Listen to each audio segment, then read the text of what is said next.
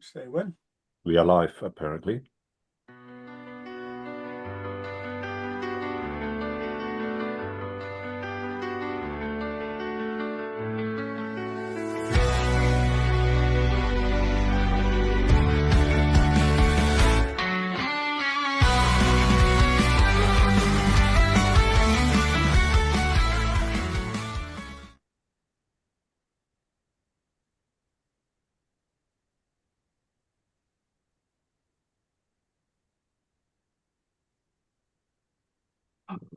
Hello. Welcome to the Modelers Friday Night Live show. It's good to have you all. Right, guys, welcome to the Modelers Friday Night Live show. It is the Halloween show. As you can see, I had a facelift, and it's awfully good to see you all here. Guys, please, in the chat, let us know who is here. If you're new, just introduce yourself quietly. And otherwise, we are very, very happy to have you guys around. I will eventually take off this mask because my glasses freezing up, and if I take off my glasses, I can't see anything anyway. So, yeah, I don't know. But yeah, we do what we can. We have, for our fans, we obviously have to do it. It's good to see you all here. It is wonderful to have you guys on the show. As I said, we did it on this unusual date because next week is the big model show in Telford, and most of our group obviously will be up there, and hopefully you will be there too, and you guys can come to the table, say hello, and have a bit of a chat there. That would be amazing. Oh, Jesus, getting too hot here. It's like living in Africa. I thought you were getting married. Take then. off that mask. Ah! Yeah. Awesome, man. Awesome. Well, we had a nice month. I had a bit of health issues still, so but we'll fighting through it. Otherwise, everybody around well. How about you, Dan? You all right? I think so. Not quite Right, sure. just trying to log into my laptop. It's decided to kick me out. Oh Very no. frustrating. Yeah, that's it. You, Alan, you all right? Love your little Halloween light there at the background and the ghost. Love it. Yeah, they're just here keeping me company, keeping me Mm. in check. Yeah, Doing that's my very good. things. Yes. No, yeah, it's been a stressful week rolling this week. Is it? Yeah, Okay. one thing I know works. Madness at work. Little Ted, the little dash hound's not well again, so he's in a mess. Yeah, He's just had another I'm major sorry to hear operation that. today, so but he's pulled through that, so that's all good. Hopefully have him home in the next couple of days. Yeah, I hope Yeah, so and then too. obviously getting everything ready for Telford as well. So Yeah, yeah, yeah. I hear there's some packing issues I heard about already. How about you, Cam? You all right? You're ready to roll? I am, yeah, I'm good, thank you. It's a bit like Alan, it's been a bit of a long week. I've been burning the midnight oil trying to finish Thanos. Don't feel like I've slept in in a few weeks, but really excited for Telford coming up. And yeah, thank you to all the gang for keeping me going and motivated and picking me up when I feel like I'm falling over. But yeah, Yeah, good to see you all. yeah, awesome. That's awesome. PJ, I love your light effects. Here we go. All in Yeah, I'm green. being blinded at the moment. I can't see anything. So I don't think they're going to be on all night because it's can't be a bloody thing at the moment. Yeah, No, I'm fine. I like the rest of the guys have been packing stuff up or getting ready to pack stuff up for Telford and what have you. I've got saying to Alan before that I've got a couple of huge chunks of bone to yeah. hack up tomorrow to pack the big box with around the Serenity. And when I'm not really doing that, I've been doing these two little models here, which you can't see. I'm pointing at it, you can't see. These two little things here, which you can't see because it's bleeding dark. I saw it just now when you Yeah. had your camera on the desk. It looked awesome. Two little 135 trucks that I've part destroyed, rusted up, waiting to go on a little diorama, which I've got over there. So All right. yeah, productive week. Okay. No, that's very good. Very good. I see you guys are busy, busy, busy. I saw it in the finish section as well, so that's good to see. So what are you putting your last finishes on? What are you busy with? I'm busy with the little Land Rover. Mm. You know, this thing here. Where's the camera? Here we go. Which is, I'm busy cleaning it, which takes a little longer than I anticipated. Yeah, it's an old Italieri kit, but yeah, lots of fun. Obviously, I will have that for the group build, and luckily, I don't need to put that in a plane to Telford. I've been playing with one of those. There you go. What, you've written a book? Yeah, I have written a book. All right, here we go. Well, I'll say written a book, a bit of plagiarism, Peach. I was going to say, it'd be amazing. Yeah, It'd be yeah, amazing just- if you've written one. I'm not sure you've ever read one, but I think Yeah, if well, I've got one of that's those as well. Yeah. Yeah. No, so yeah, I've lots of pictures in it, is there? thankfully, Dan, yes. It's yeah. Oh, I'm such. So I'm such a. I've just started on getting all the chassis and stuff together for that. So All right, very cool. I made That a is- nice little jig up because typical Model Factory Hero way they give you a full size scale picture of how to line everything up and get things straight and that. So I just basically converted that into a proper full on jig that the whole thing just sits into, to hold everything square. So Yeah, it's life a bit easier. yeah. But, No, that looks good. That looks good. I shan't be doing much more on that until after Telford now. I say Yeah, just of course. packing things up and Yeah, no, it makes sense. doing prep work for Telford more than anything now. Yeah. Alan, Dan, what are you busy with? So in a flurry. Well, actually, I'm pretty much done. All right. I'm now in the packing stages because I've got 2 boxes over there, which I'm gradually filling with foam, cutting pieces of foam up to Yeah. and hot glue and foam has been my joy for the last day. But All right. it was a last minute completion, which I managed to finish off last week, which will be on Telford, which will be this, Hey. which I built this Hey. little this ferret the back end of last year, and I just never built a base for it. So finally got Graham to doing the base for it and 2 figures. So Fantastic. That's Very great, cool. man. I like that. That's wicked. Machine. Right, Cameron, you're basically done. Is that right? Yeah, sort of. Like Thanos is nearly finished. To be fair, I'm just putting on the last bits, but I did bring about. I brought his base down. 1 second. So I did bring this downstairs. So Bloody hell. I don't know So how you- great this is going to show up on here, but so this is the throne, but the most of the work is to be fair is at the back of it. So if I just turn it around, I'll just Yeah, yeah. look at the camera for you. So you hired a van or something? Yeah, I'm gonna need one, aren't I? So yeah, he's getting there. So when Thanos is on there, he's probably like that tall. Yeah. But it's pretty much all finished. I'm just putting on the final touches. I've just got some finer details to do, like the Infinity Stones on the gauntlet and his face. Yeah. But I'm happy with how it's turned out. It's not perfect, but it's I'm proud of it. So yeah. Oh, no, it looks very good from here. Looks very good from here. Yeah, thank you. I'm looking forward to bringing it to the show, and hopefully people enjoy it when they're walking around. Yeah. And you, PJ, what are you in the packing phase as well, or are you done? Yes, as I say, packing up Serenity, or will be. As I say, I've been working on these 2 little trucks, which you can now see in the daylight, in light. Daylight, Yeah. So Very cool. Very, very Oh, cool. really That's cool. right down my alley. Love it. Cool. So I've done a little, excuse me, diorama based on more of a vignette, to be honest, rather than a diorama. So I should have that finished in the next couple of days, and yeah, All right. Very cool. breaks the monotony of cutting up foam. Yeah, I'm very jealous. I hope one year I can come to Telford and meet you guys there. That would be awesome.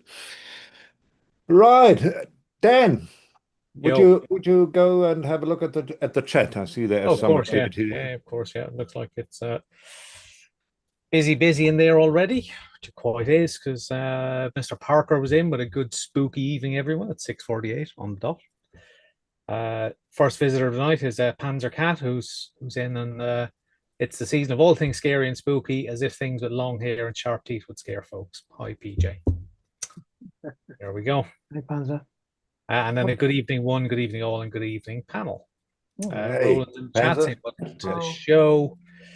PJ's in saying evening Panzer Cat. Alan saying PJ's definitely in a scary mood tonight. Yeah. Panzer Cat with this is the one night PJ doesn't need a costume. This much is true. I hope you're getting better as well, Panzer. You know, you've been under the weather recently, so Oh, hope you're better. yeah. All the best, Panther. Hopefully you can recover. Yeah.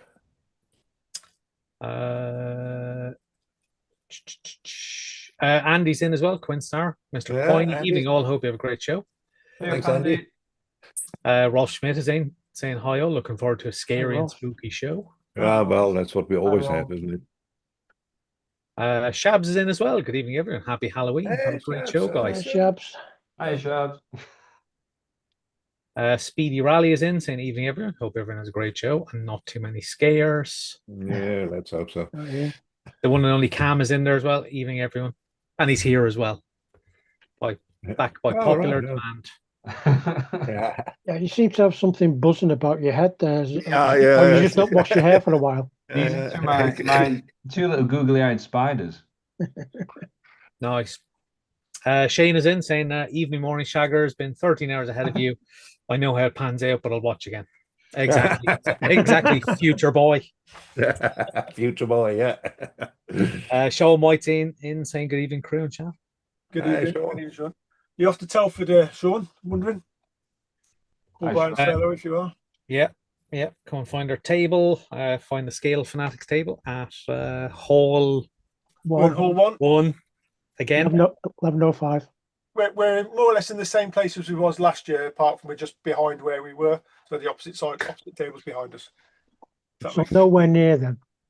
No, Yeah. in the same place. To come to the same place, they'll see us. Yeah. They'll certainly hear us if nothing else. Dom is in saying the facelift apparently failed. Thanks, Don. Thanks. Panzer I Cat don't. says facelift Roland. Gravity seems to have other ideas. Dave Robinson's in saying happy Hauntsmas all. I'll be back and forth with trick and treating Hellspawn. LOL. All right. Yeah. Keep us updated. They should all be in bed by now. I mean, it's gone 7 o'clock. And I can hear that my doorbell again. I'll continue hiding up here with the lights turned off downstairs. Sarah Jane's in saying hello to Panzer and folks. A few hellos between each other. Hi, Richard Sarah. Farmer's in saying hi all. Looking forward to a great show as always. Happy Halloween. Nigel Halloween. T is in saying hello, folks. How's it, Nigel?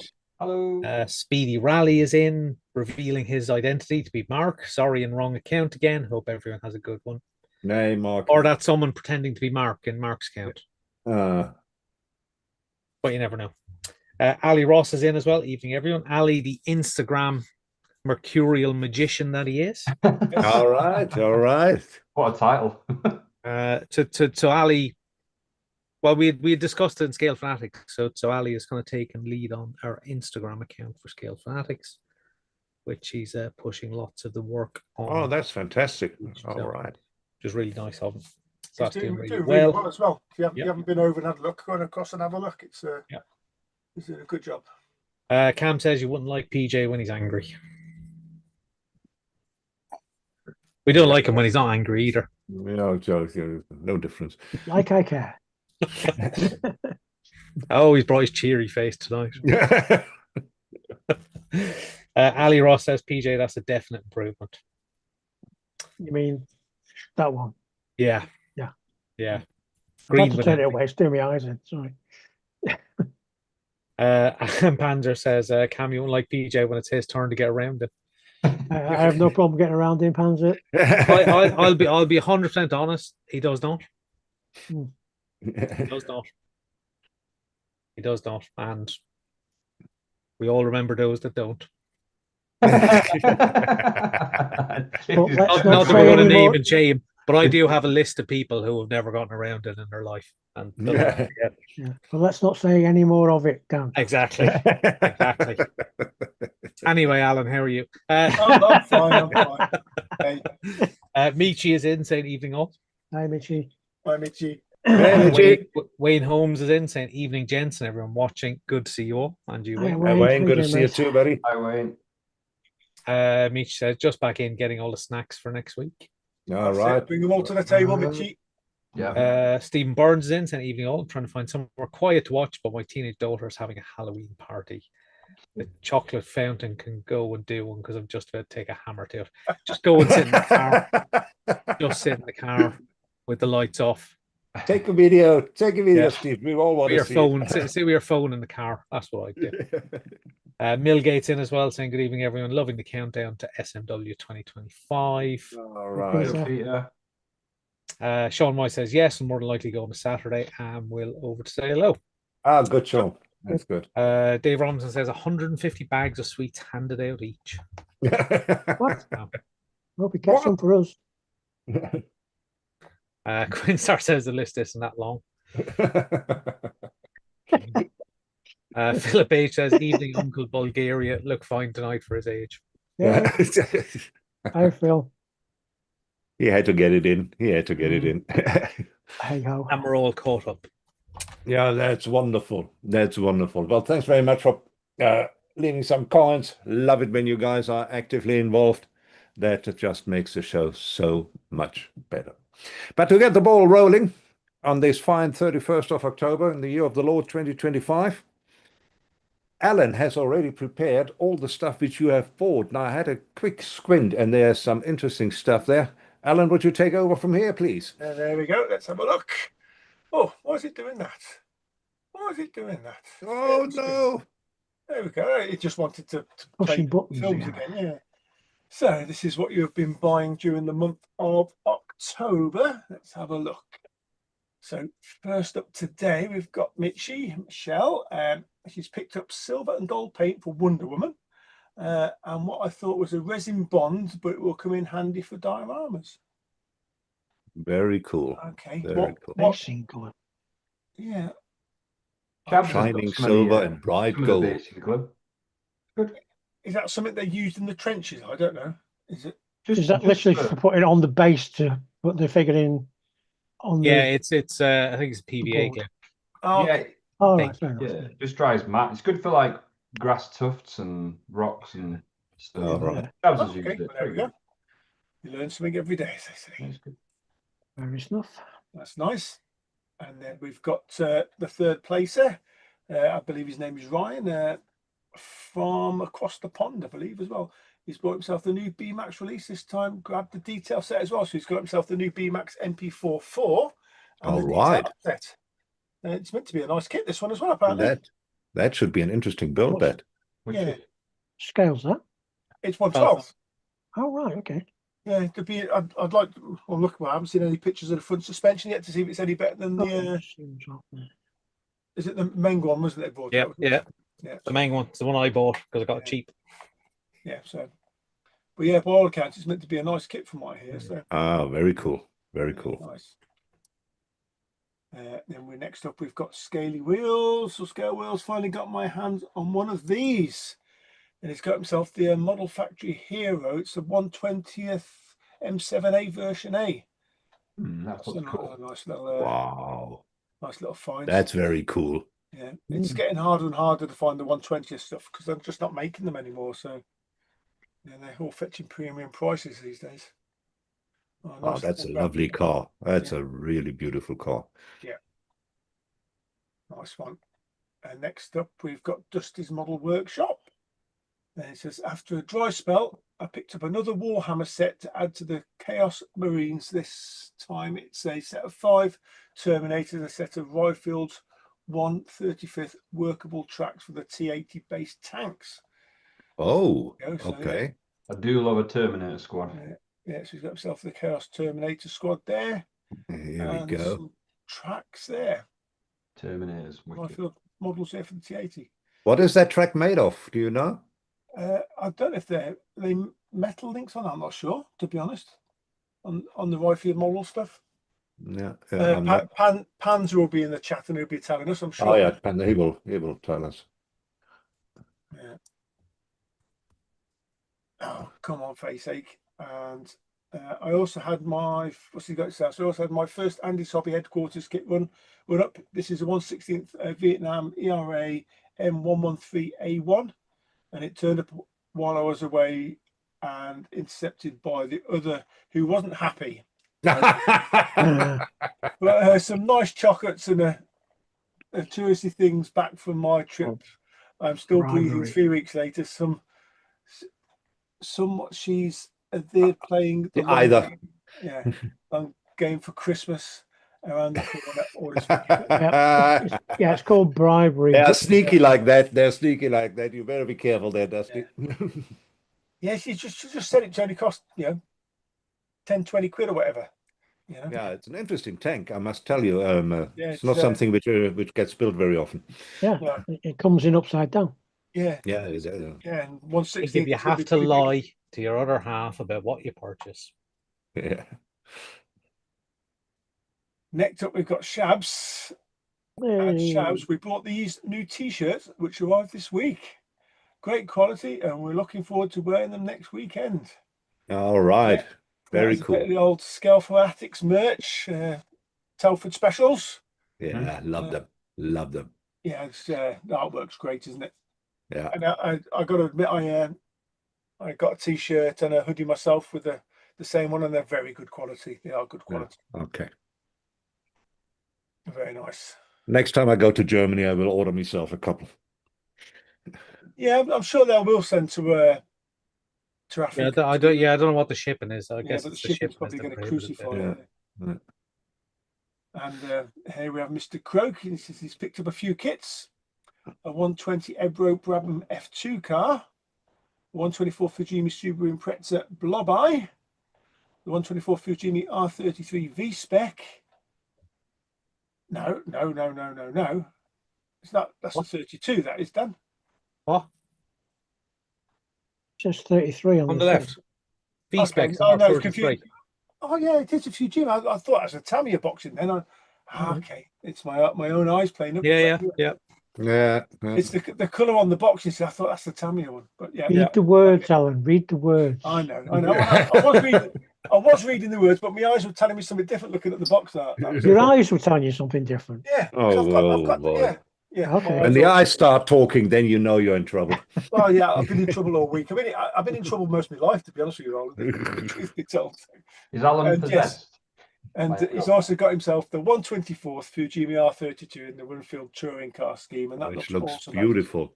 I love that, and I love the Honda. Oh, beautiful. That Brabham Honda is just fantastic. I mean, they do the 32 in the 112th as well, don't they, Dan? So Yeah. it's lacking. Well, the 12 scale kit's just lacking so much detail. I mean, Yes. plenty of opportunity to make it better. Yeah. One day maybe, because some bloody great schemes. Yeah, because I guess the issue was a lot of the aftermarket detail kits are not available anymore. So like the seats and the wheels are really hard to find. Yeah, but So it's you can like just you print open them the yourself. bonnet. You open the bonnet like there's, all the brake master cylinders and all that sort of stuff are very toy-like. It's that sort of stuff. But yeah, nice little hole there anyway. Cam, it says, after taking on some rather large projects, I thought it might be worth investing in an airbrush for laying down copious amounts of primer. I picked up the Galileo Mobius TG along with an airbrush holder and their black primer for testing. We also got a free bottle of their paint, which I probably never use. Hang on a sec. Is this yours or Shab's? This is mine. Oh, All right. So all right. Okay. Yeah. Yeah, Oh, but that's how it works. she's legally entitled to half of it though. Yeah. Okay. No, Shab's airbrush cost more than this one. yeah. Okay. Very cool. Very cool. So how does the airbrush holder work, Cam, out of interest? So I figured that this one wouldn't fit into the rack that you so graciously printed for me, and it doesn't because of the Mac valve and the fact that it's so chunky. Design error. Design It's error. quite a heavy airbrush holder. It's like a solid, what's the word?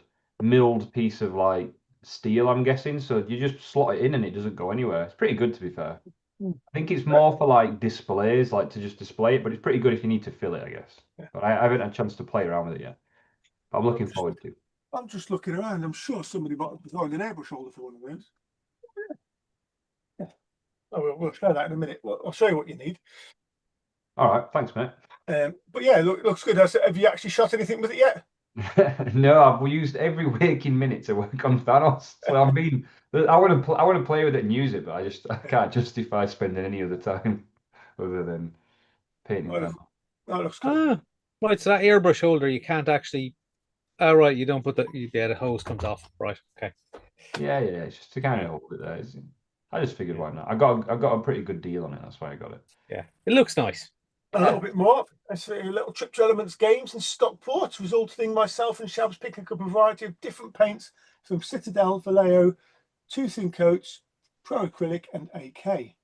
Two Thin Coats, I've never heard of them before. Yeah, they're really good. Yeah. Oh, they're not. So Two Thin Coats, this is my first time venturing into using them because I use all these different brands, and these recommendations of different paints, like the Express Colour, are very much similar to the contrast paints from Citadel. They're like a very thin paint, not a wash, but a very thinnish paint. But yeah, Two Thin Coats. White Star is all right. It's a good paint. The other one behind it, Dwarven Iron, wow, what a nightmare. Is that those two little ones in the middle there? Yeah. Yeah. So the Dwarven Iron, these are things off like recommendations and good reviews, and the other paints so far have been wicked, but that Dwarven Iron, I don't know. Oh my God, I'm gonna have to put it on with that Mobius TG just to get it to cover. So it's really Yeah, I struggle to find metallics that brush paint well. yeah. Well, these are good. So the best one there, that Vallejo Game Color Metallic Silver, as I keep going on about when we're in the clubhouse, is mega. It is such a great paint. It will go down like a I'm gonna add them to the list because I've been looking for You changing can mine. put that game color metallic silver down with a potato, and you'll look like Picasso. Yeah, It's great. It's wicked. I've put it on the list. Game color metallics. Yeah, and these are I won't go into, but yeah, the good paints. Been trying them out, messing around with them. Cool. And obviously Citadels, you know where you are with those. They're good paints anyway, aren't they? What about the ones on the left-hand side? Those Pro Acryl are a pretty good range. These were some metallics I'd seen in some reviews. So in the middle is I want to say rich gold behind the bronze and the white gold. Yeah. All three of them have gone down really nice on Thanos hand painting. Yeah, so if you look at the Citadel colours, you can see they say different things. So contrast are the bigger ones, and then you've got base. Yeah. Base are typically, as you'd appreciate, that base layer of paint a bit thicker. Coverage is really good.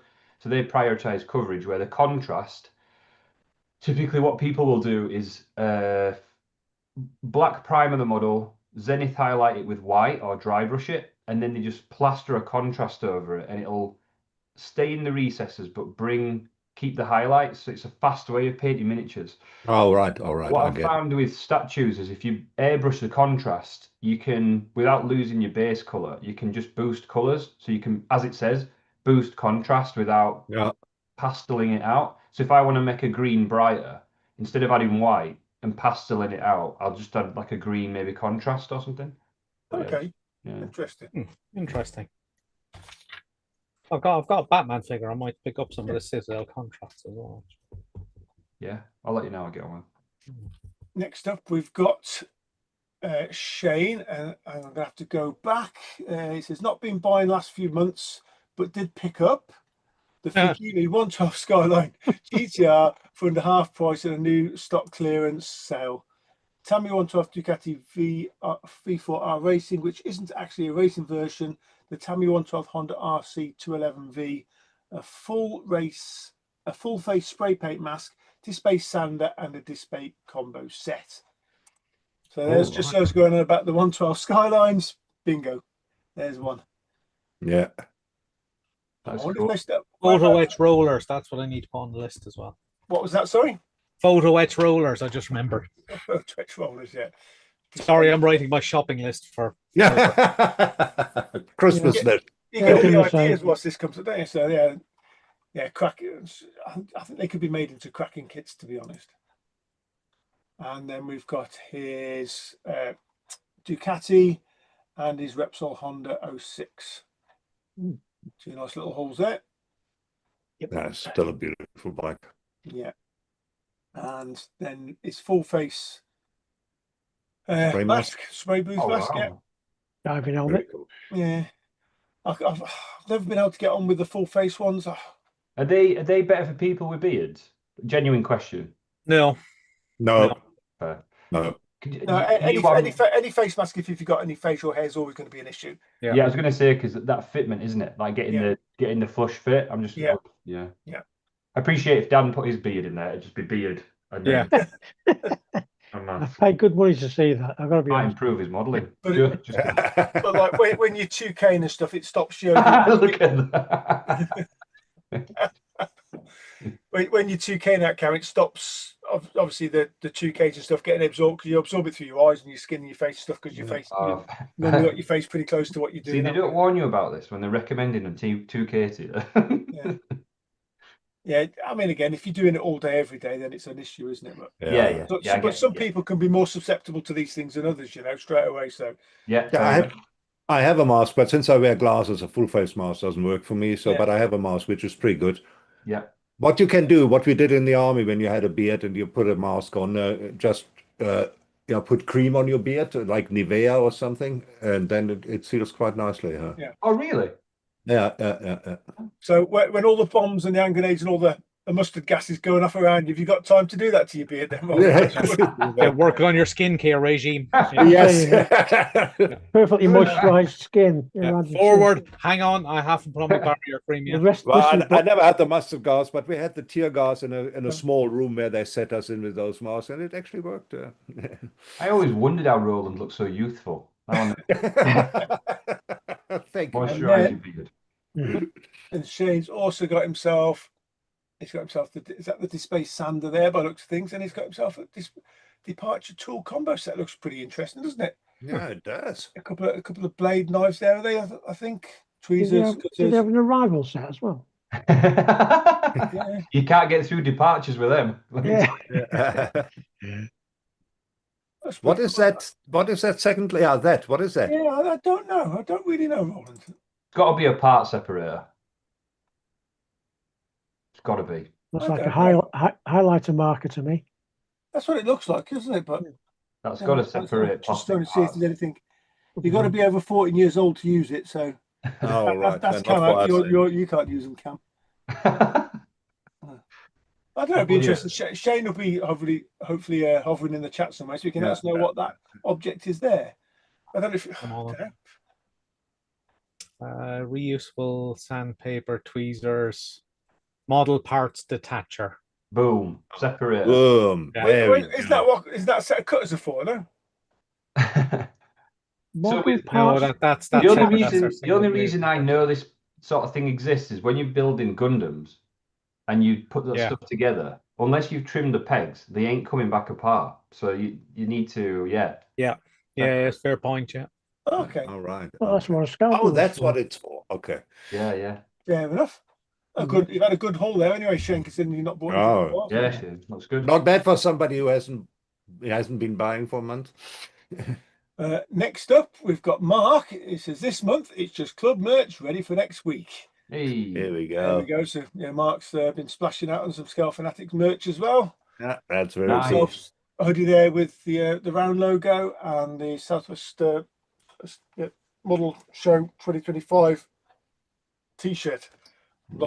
Get me words mixed. Scale Model World. Scale Model. That's the word. I've had too many ciders tonight. That's the problem. WKD, you mean? No, I'm on the cider, Pete. I'm on the cider. Cider, really? Yeah. Proper cider. Berry fruits, by any chance? Berries and cherries, Dan. Quite hard. Berries and cherries. Damn it. Next up, we've got Richard Farmer. This is just the one for me this month. The 124th Fujimi Veilside S15. Ooh. And whilst I appreciate the kit, what a way to spoil a car. God, I hate the Veilside kits on the S15s. They just spoil the shape of the car. It's such a lovely looking car without. Huh? Like the colour. Oh yeah. I mean, I appreciate what it is and stuff, but it's not. Yeah, it's the front bumper for me kills it. The skirts and the spoilers are great. Being a hardened Nissan SX200 owner and that of the past, I can't deal with that Veilside bumper on that. I'm sorry. No, never wanted to drive yours through a Halford shop window. And... No, just made it go fast. Yeah, but What, a you nice spent money oil on change. performance parts and not on, blingy exterior. Well, yeah, well, that's the thing, Dan. It's like a sheep in wolf's clothing, isn't it? Yeah. Or a wolf in Oh, sheep's that clothing, is so even. Billy Messerschmidt. Isn't it just? Cool. So, That's Willie, amazing. this month, he says, "Hi all, I could not resist to buy this little 1/72 resin kit of a small trailer with a AA gun. It is produced by Scanton, is it? Shatton. Chatham, okay then. A one-man company in Bavaria, is it? Yeah, Bavaria. Bavaria. The trailer is nothing special, but I found the photo which was taken on a place in my hometown, which still looks exactly the same today." All right. nice. Very That's cool. cool then. Mm. That Well, is very you know what you've got to do there. Then once you've got that built, you've got to go to that place and get the aspect ratios right. So you take a picture of it in front of that tree. That's what I'm going to Yeah. say. Oh, I'm sure he will do an Yeah. awesome job with that. Can't wait to see that. Well, I mean, they always have good photos in the background anyway, don't they? So Yeah. all the finished stuff. So we'll look forward Yeah, to seeing looking that forward one. to seeing that. Yeah. See what you come up with that one. Next up is Mr. Quinley says the only thing I bought this month is the 1/12 manufacturer year Pink Pig, which I will be collecting when I see everyone at Telford. Pleased to have got my hands on one, even if it isn't going to be a lot of work. But we do not have a picture for some unknown reason. No, but he's only collecting it in Telford. So Only how? collecting it, yeah. Well, is he following the rules? Well, he doesn't have it yet, so actually, no. You could have Anna. stolen one of Jamie's pictures. Yeah, that's what I He could figured have. he would have done, you see. That's what I figured he would have done. Next up, we've got Glue Stiff Garage models. Yes. It says, this month I've picked up these 3 kits: the 1/24 Revell Mercedes A-Class, the 1/24 Fujimi Honda Prelude, and the Hasegawa Nissan Pulsar GTIR. There's a car and a half, the little GTIR. Oh, yeah. I also picked up 2 Gundam kits: the real grade 1/144th RX-78-2 and the 1/100th Master Grade Freedom X10A. I've already completed the RX-78-2 and it's a fantastic kit. All right. Let's have a look. But there we've got the little Mercedes-Benz A-Class, the ones that always used to fall over, I believe, didn't they? Yeah. The elk test. Yeah. The elk test. Yeah, the Yeah. famous. The little, it's the old style Prelude that is as well, isn't it? That's the early Prelude. And then the famous Pulsar GTIR equipment Oh, car. That was brings back memories. Yeah. Wow. Yeah, super quick cars. So that's that one, and then somewhere in here, hopefully. Yeah, that should be the Gundam kit. Yeah, the Gundam stuff. Yeah. Oh, Yeah. that looked pretty cool. Very cool. Like Cam's wishing he was still building that stuff. I love stuff. So the Yeah, I real know. grids are really cool. So the smalls, the 1/44 scale, and I don't know if you've seen them, but like it's obviously plastic injection molded. Yeah. Yeah. Some of the parts are molded, but they're molded in such a way that they're already articulated straight off the sprue. So when Oh, you cool. take up the sprue, they're already connected and they articulate and move. It's crazy. How they do that, I have no idea. Wow. Wow. Magic. Magic. Yeah. Yeah, Must be magic. magic. Yeah, absolutely. I mean, I'll be honest. The Bandai stuff is good as it fits. The fit's always good and stuff. It's they just use a strange plastic, don't they? If memory serves me right. Yeah, it doesn't like enamel. Yeah. Oh yeah, yeah, probably not. It might. What does it melt it or something? Or It just all goes brittle and cracks. Yeah. I'm still trying to work out how they can mold 2 or 3 different colours of sprues on the same sprue. Yeah. That's something else. Yeah, they're certainly ahead in all that game, aren't they? Without a doubt. Yeah, they are. Something interesting. I know this is completely off topic. They were releasing Gundam kits in all black from recycled plastic at one point. Yeah. I mean, if you're going to paint them, doesn't really matter what colour they come in, does it? Really? Yeah. That's cool. Cool little kits. Yeah. Next up, we've got Sean. He says, "Hi guys. Not really been around much for the last couple of months. I have a few purchases over that time. First up is some Fujimi 1/24 kits. So he's got himself the 458 Italia. All right. Himself the Murcielago. Yeah. He's got himself another Murcielago. Oh, yeah. He obviously likes Murcielagos, and he's got himself a Diablo SV. Oh, remember that? Oh, that was the shit when I was in school, in high school. A horse and cart. Awesome. Yes. Yeah, they Nice. didn't have Nice, horses, nice, didn't they? nice. And what else Yeah, has Sean yeah, got? I'm yeah. interested to see what else he's got. It says another bunch of 124th junior God. kits. He's got Bloody himself a hell, couple of he's GT40s. trading it GT40s. in. He's got himself a McLaren F1 Longtail. And he's got himself the MP412C GT3. Oh, Yeah. nice. Is it the one with this is it? See, because depending which way the box that the car points on the box, denotes whether it has photo etch inside or not, I believe. And there are two different kits. There are two different versions. Yeah. I say one with photo etch, one without, I believe, as well, it Dan. And with a different body as well. Yeah. Well, a slightly different body. Yeah. But no, cool. Cool. Very cool. Where'd you put all your kits, Sean? Out of interest. Have you got them all in the house? Or was Oh, it like no. He has a container. Or was it like loft insulation? I'm just wondering. Just asking. Asking Also for a picked up friend. a job lot of various detail sets. Bloody hell. Wow. So what have we got? Let's have a look. Lot of So we've stuff. got the Lamborghini bloody hell. Aventador there from Hobby Design. We've got a Lamborghini Gallardo. Is that Gallardo? Yep. Gallardo from Hobby Design. Another Aventador there. That's I don't know who makes that kit then. That's the Remington. Yeah. The Reventon, I don't know who makes the kit. Another Hobby Design. Yeah, One for the probably Merchie there. Shima. Diablo, Aventador again, Countach, Hurricane. Bloody hell. Another Aventador there. I'm sensing a theme here. He might like Lamborghinis a bit. Yeah. I hate them. Supercars in general. Oh, Miura and Jota parts there as well. He's got 4 there. Do you really need 4 of them? You've got Might 4 be kits. different. You Yeah. might be Of doing course he different needs it. versions. Yeah. Of course he needs that. That'll come in handy for something. Yeah. I'll have to send him my Jolter to build. That's what I'll have to do. Don't sound like his wife. No, you've had a good haul there again, Sean. And we've got more. Oh, look at this look. What stuff? To Oh. Factory 120th. 20th. Yeah. So he's got himself the Ferrari 312B Oh, and the Lotus 313B. 56B. Yeah. Wow. Very cool. Very, very cool. I bet he got those for a steal as well, if I know Sean. Early 70 Formula One cars. I love them. Yeah.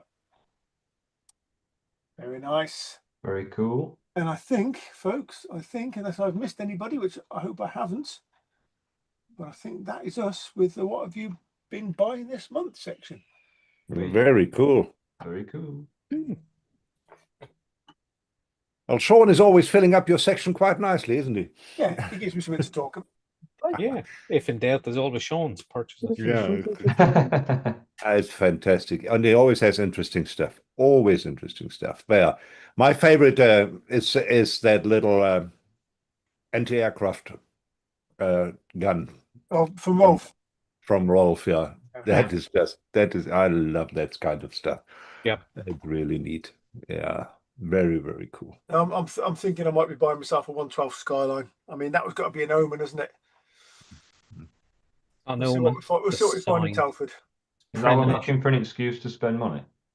I never need an excuse to do that. Excuse. I was going to say, too busy spending hours. But interestingly, I think there's a business opportunity there for you, Alan. What, as in develop some parts for it? And, yeah. Yep. Yeah, because those existing, because Hobby Design did a lot of the sets originally. They're like hen's teeth now. No, it wasn't Hobby Design. Who were they No, called? you're right. It wasn't. Oh, what they called? yeah, someone else. That Rosso or something like that. Yeah, that sounds familiar. Did all load of parts, wheels, seats, all that sort of stuff. I know Hero Boy was selling them originally. They're the same people that did the wheels for the 12 scale Datsun 240Z. They did parts and stuff for that as well. I managed to get a set of those. I'm sure it's Rosso or something. I'm sure it's Rosso. Studio Rosso. Studio Rosso. There we go. Yep. But again, I think, it's like rocking horse doo-doo to get hold of the parts these days. Yeah. Well, for example, two 12 scale seats were selling for 35 quid, basically. So Yeah. I think you could easily knock them up and Yeah, potentially. sell them. But anyway. Very, very cool. Yeah. Right. Dan, you're gonna pick up on the chat quickly? Yeah, we'll do. Where do we get to? Read to here. Dave Robertson says, at least you can blame the spooks for any IT issues tonight. No, we just blame Alan. Yeah, always we my have fault. Alan for that. We don't need the spooks. Yeah. Dom says no plastic for the right field tracks. They're plastic and soft rubber end connectors from Dave Robinson. Panzer Cat says me typing it. Candygram's in saying hello and happy Halloween, everyone. Hi, Jeff. A few hellos to each other as a result. Sharing the love and all that. Stephen Byrne says, I found the perfect quiet spot to watch. I'm sat on the swing seat on the patio. I've zipped the waterproof cover shut so nobody can see me. Perfect. That's the way to do it. Oh, somebody needs to take a photo of that. Come on. Candygram says, thanks to PJ. Likewise, hope you're well. Great to be able to catch a live stream again. Yeah. Excellent. It's very busy man is our Jeff. Shane says it's a part separator, not sure how it works. Panzer Cat says like a chisel blade you just push down.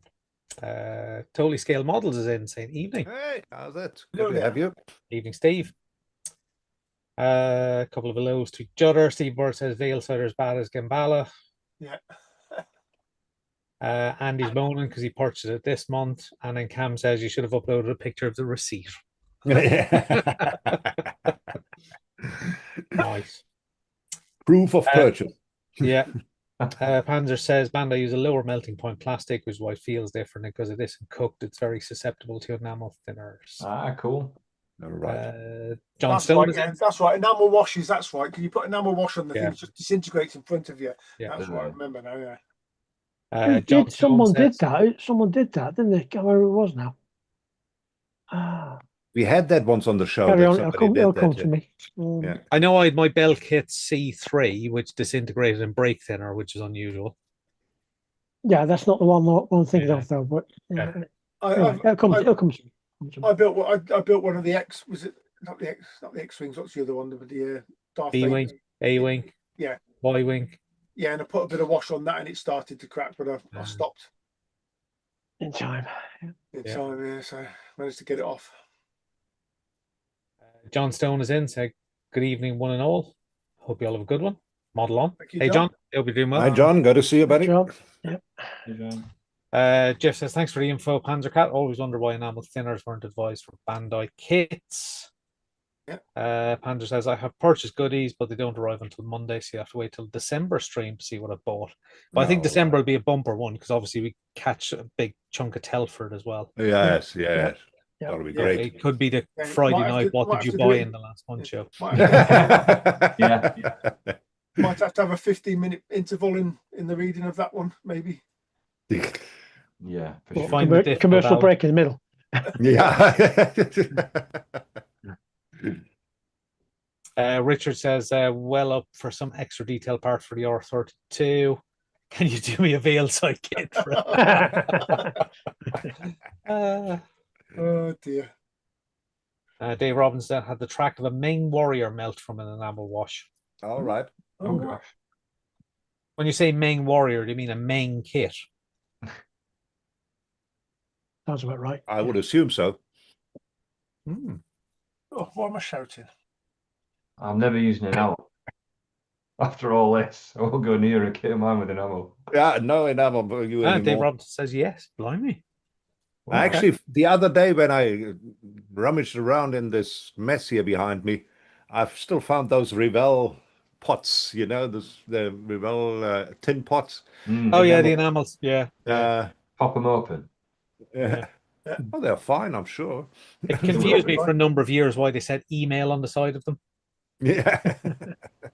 Took me a while to realize that was German for enamel. Yeah. Email? Why would I send them an email about paint?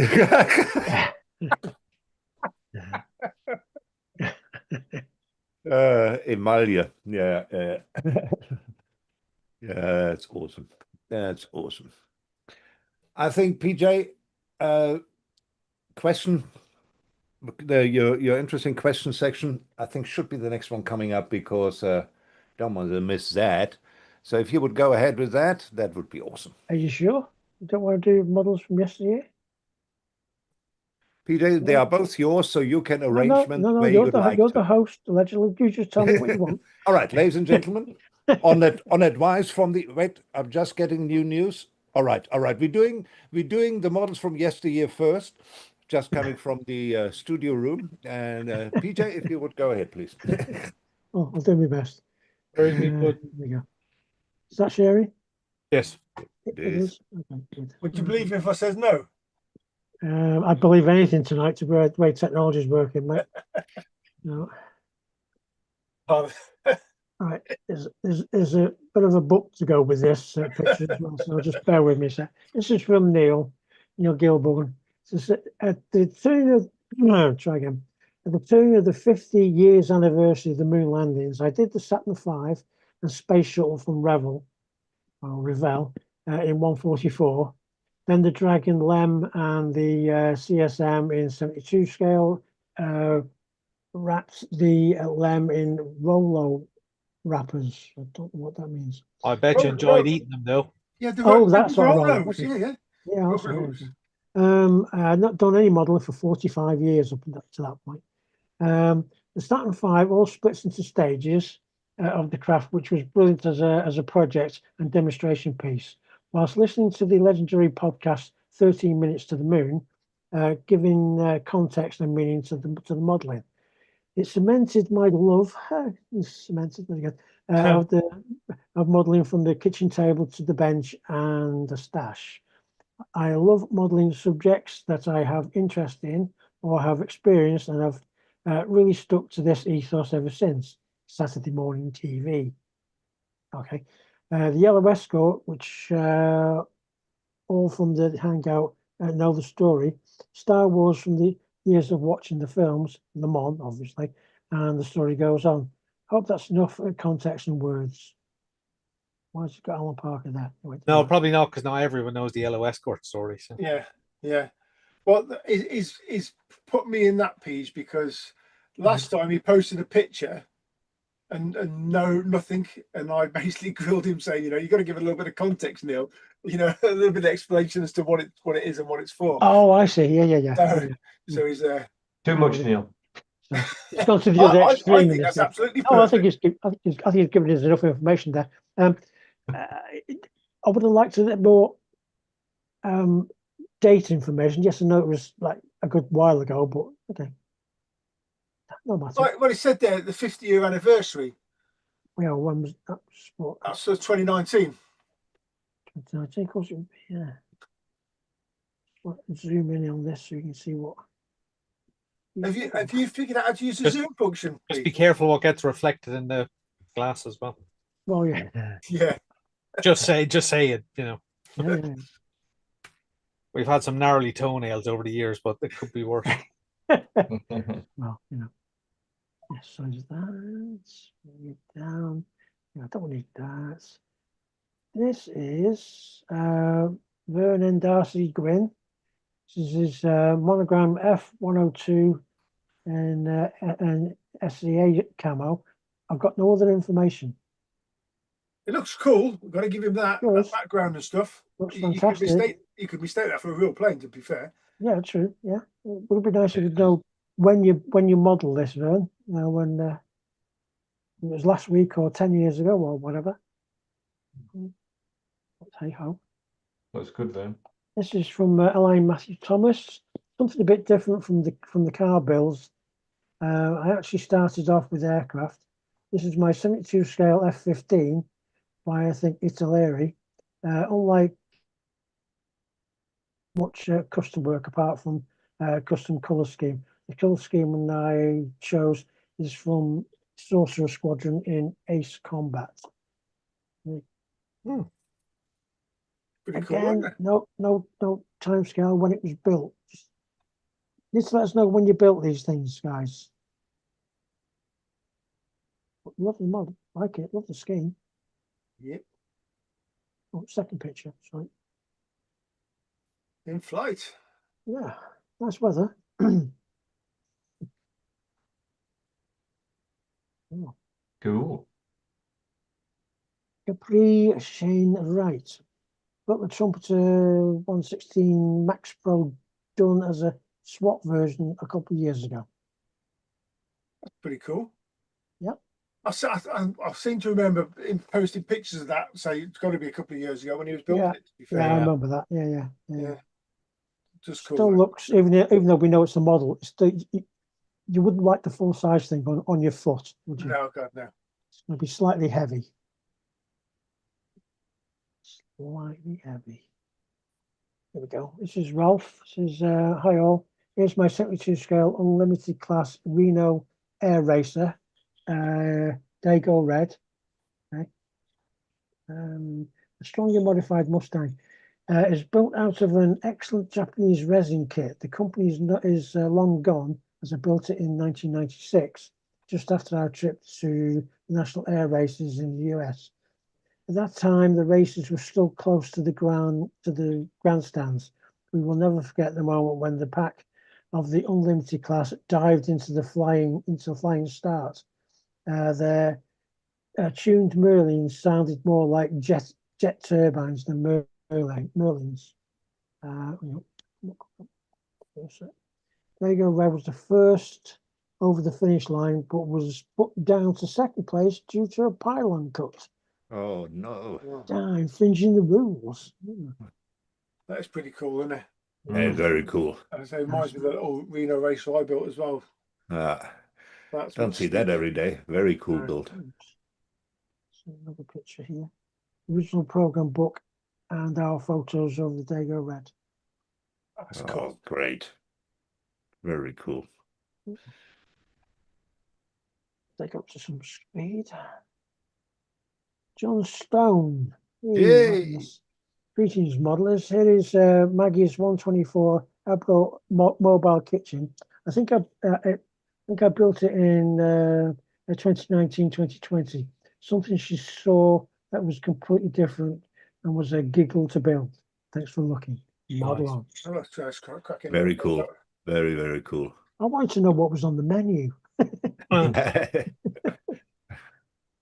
So yeah, love these little carts. Another picture. Yes.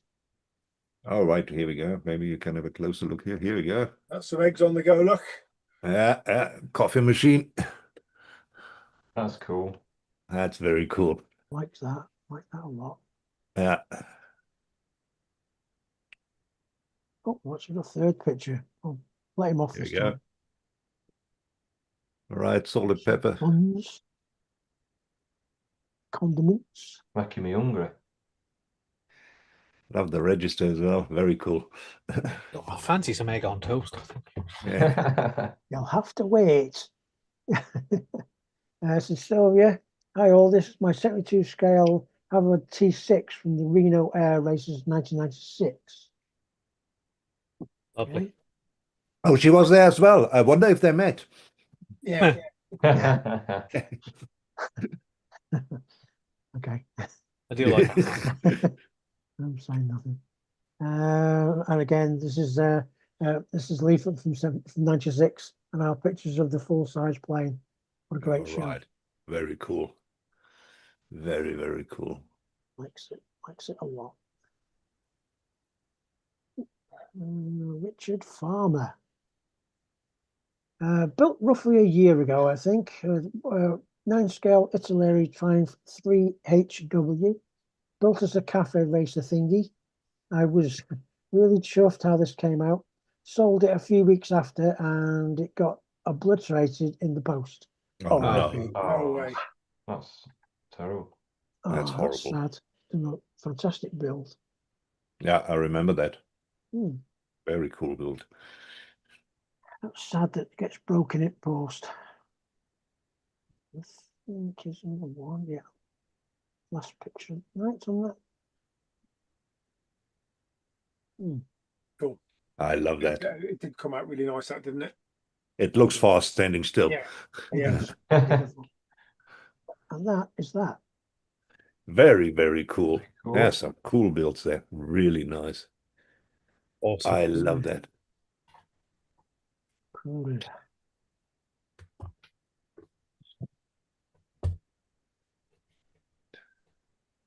You want to go on? Do I? Oh, Yeah.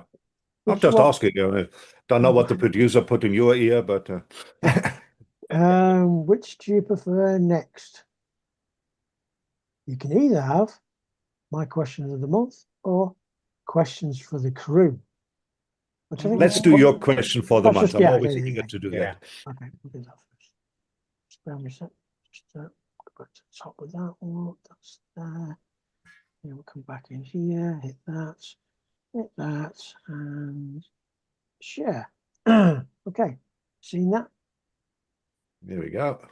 Okay, so the question, was Halloween is here once again, the time of ghosts and ghoulies and nightmarish things that go bump in the modelling cave. Some horrors can often linger in the memory, so what troublesome build, shelf of doom kit or modelling mishaps still send shivers up your spine even today? Love that. Very cool question. I thought we'd do it topically. Okay, Neil's in again with a Someone's at the front door. extensively written answer. So after starting modelling and going down the rabbit hole of kits with at the most parts count, PE and upgrade kits, and full carbon decal sets, all of which today we can't buy. The kit alone is going for an arm and a lung. I started the Ferrari FXXX, I think it is. I like, as he likes to call it, you make your own thing up there. It surpassed my skills, ability, knowledge, and patience. But I put it on the shelf and practiced the bits I need to do on other lesser kits, elevating the skills and knowledge to eventually getting it over the line. And eventually it turned out okay, only to be dropped whilst putting it on the display shelf. In the bin it went, never to be enjoyed or looked upon again. Oh, dear. Oh, that's rough. That's rough. That is rough. Yeah. Yeah. Scale Wheel says, had a recent hiccup in a bill. An old Marsh models Oh, Ford GT Mark II of Chris Amon and Phil Hills. Nice kit, but I tried to use the original decals, only to have them be totally destroyed when clear coating. I knew the original decals were going to be problematic, but first coat of clear was pretty good. But the second coat, after a day of curing, destroyed them. Luckily, it's an all metal kit, so straight into the paint thinners to strip off the paint, and an email off to Marshmallows, who are kindly supplying me with a new run of decals to get this one built. Just So probably hopefully need to clarify there. Probably that isn't the same Marsh Models who joins us in here. Oh right, so it's not Jamie then. oh, No. it's not. Not Jamie. That's it crossed my mind. Ralph says in about 1984, I tried to dry the paint on my 172 Mustang quicker by sunbathing it. I think we know where we're going with this. Under an old 100-watt bulb. Remember those? Surprisingly, the wings dropped down quickly. The model went quietly into the pit. But this experience has a lasting impact to me. Even today, I hysterically avoid all kinds of sunshine and heat to my models to a degree that Sylvia is annoyed by this habit. Yeah, we've been there. Don't feel bad. Okay, Peter is going to go out the room and go and get yourself a bear or something.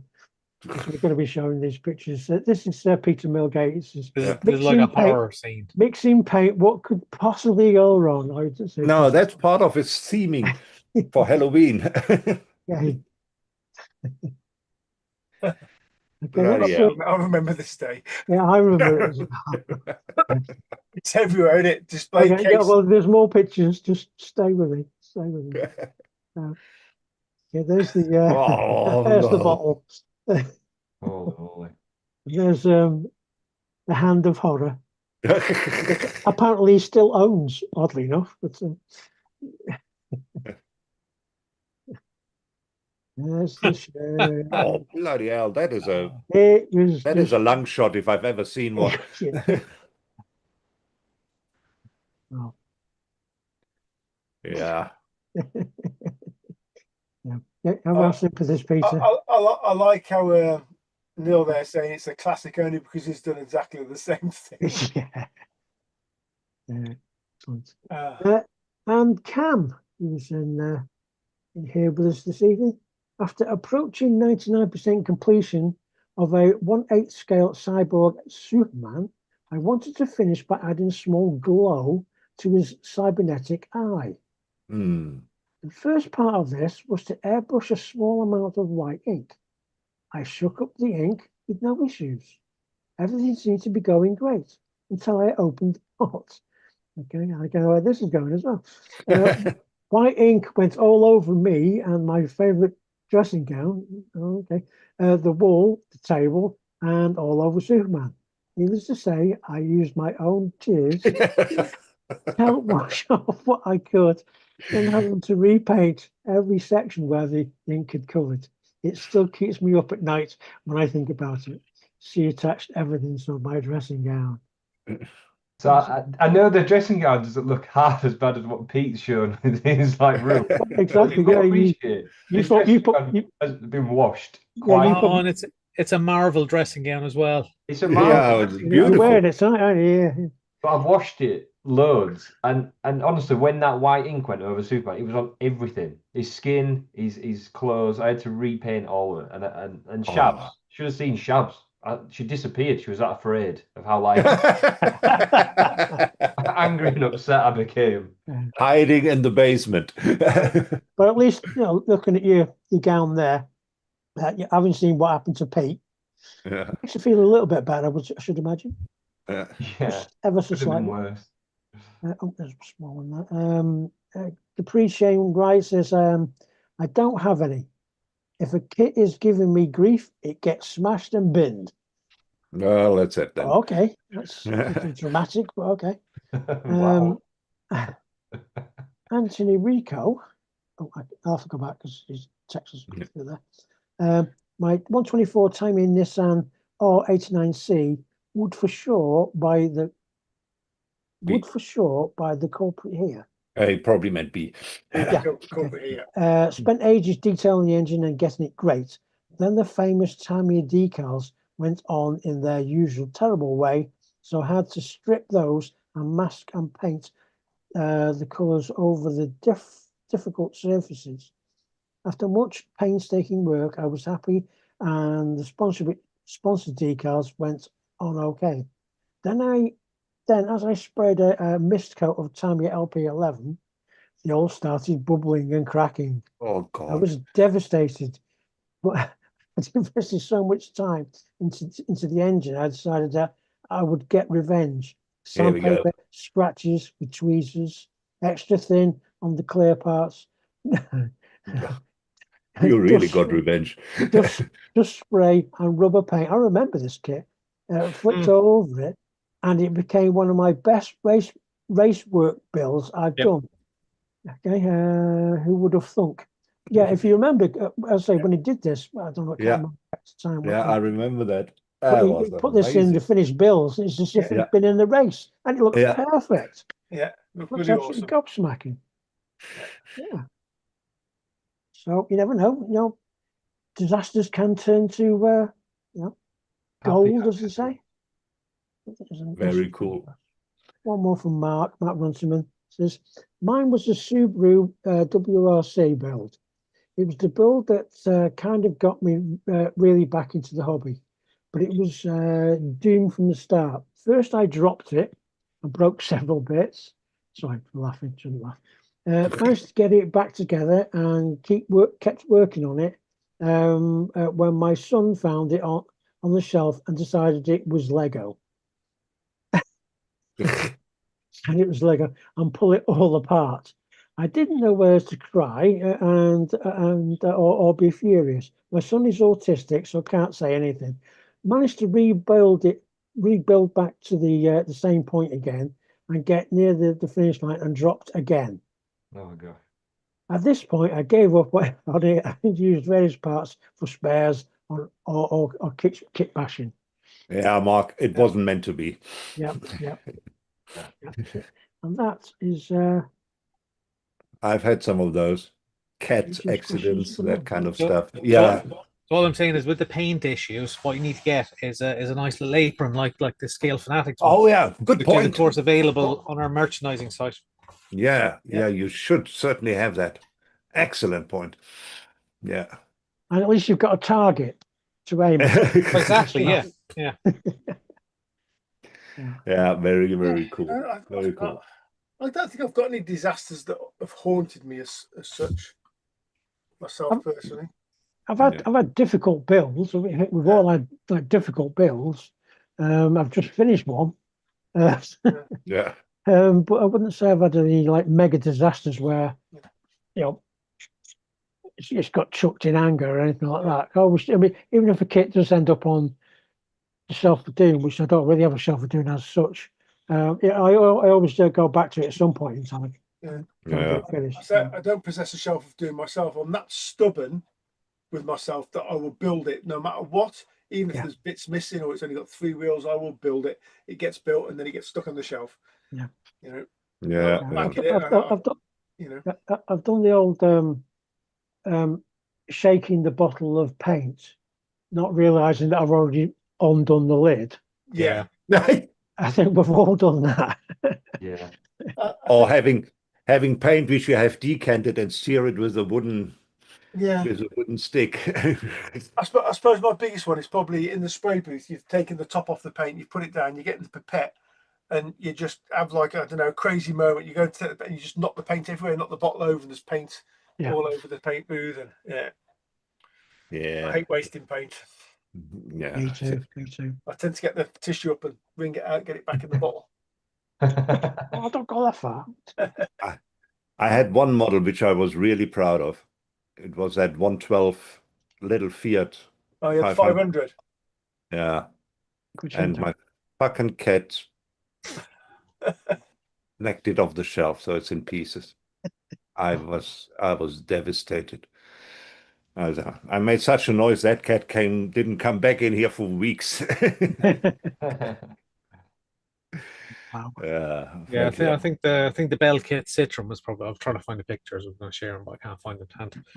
So that was probably the worst. Where I had some issues with the 2K, which I'm still convinced is the adhesive on the decals actually reacts with 2K and causes kind of a weird kind of surface tension issue to occur.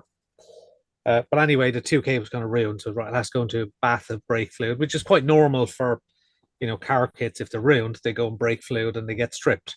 Mine went in, and I went back to it a few days later, and I pulled out this wobbly body, and basically the brake fluid melted the plastic. So it did take the 2K and the paint and the decals off. It also reduced it to a blob of plastic. So Bell kits were bang on there, weren't they? Flip side was I sent an email to Bell Kits just to let them know and said, as with a lot of modelers would put their kits in brake fluid to remove paint and stuff if they've had issues.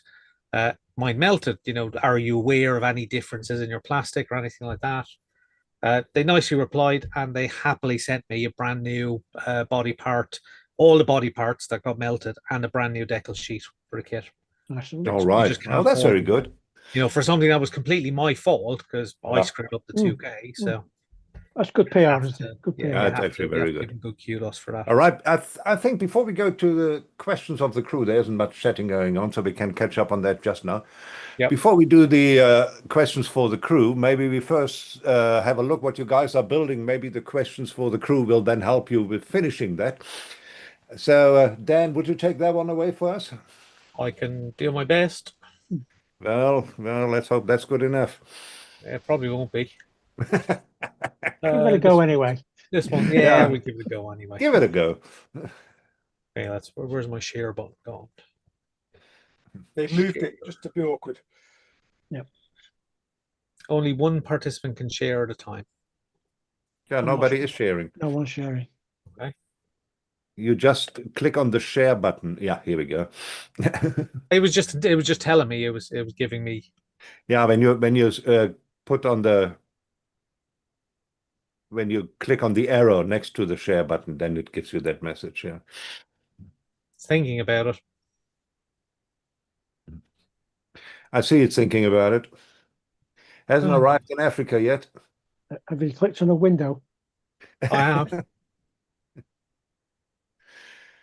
Anyway, It'll get there. All right. The first one is from Dan. It's a black Lamborghini in a tunnel. We're having share issues. It seems to be Zoom. Zoom seems to have completely frozen. Well, that's not good. No, that's not good at all. And let's have a look, see if we can. So unshare, can you unshare? I can't do anything. Zoom is completely frozen.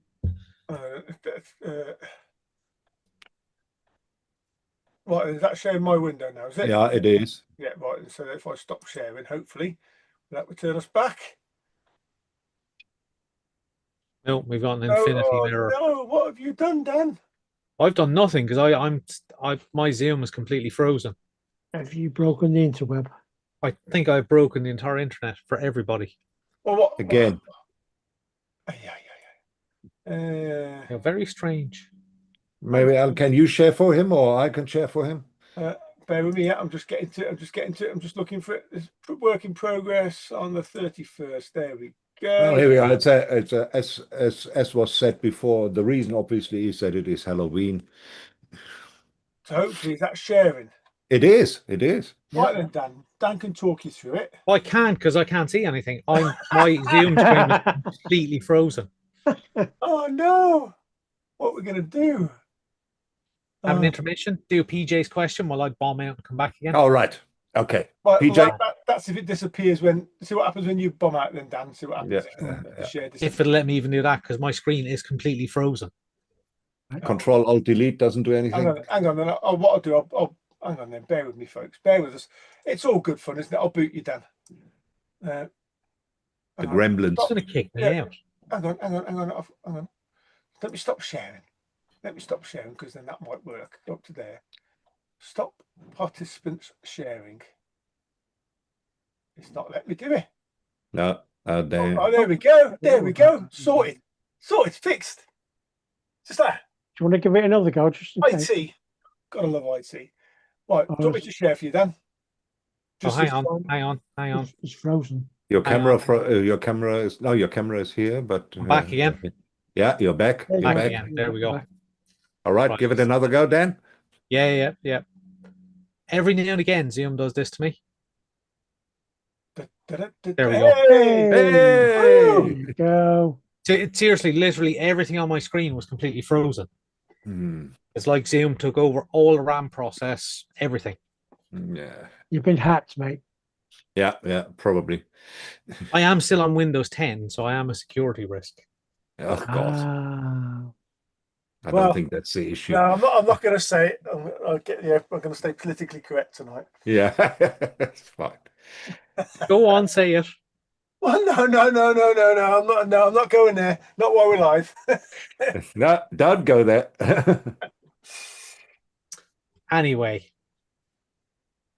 So first in is Michi with a little sneaky peek. Base of one of my models I'll be taking to Telford. It's foam with fabric covering covered in small flowers that are used in resin or nail art. Eagle-eyed viewers will see a shape missing of the flowers and remember one of my previous working on items. Can't wait for Telford. Thanks for looking. So yeah, so there is a figure will sit in that gap. I think I know what that is. I know which one. Yeah. I'm not sure she managed to shrink Mark that much though. I'll say and nothing. It's not the one which you see in the background. No. Say nothing. Another Michi's work in progress. Yeah, that's the one we saw in the background. Telford, I must enjoy working under pressure. Wonder Woman, all AK hand painted. Thankfully, the stars are slightly raised, so we're easier to paint. Thank you for looking. That's coming along There we nicely. go. Very cool. Good, that is Mitchy as well. That is looking good.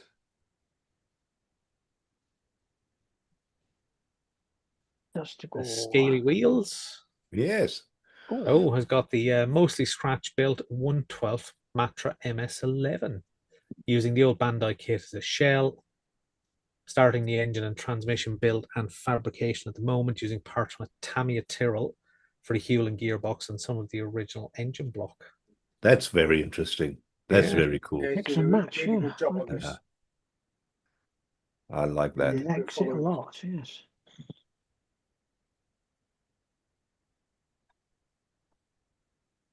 Dusty's been busy. Hey, all missed last month as I was overseas, but I got started on a ton of kits when I wasn't at work and socializing with work contacts. So I've got a number of models made up ready for paint. First, your Great British Build project. For the group build.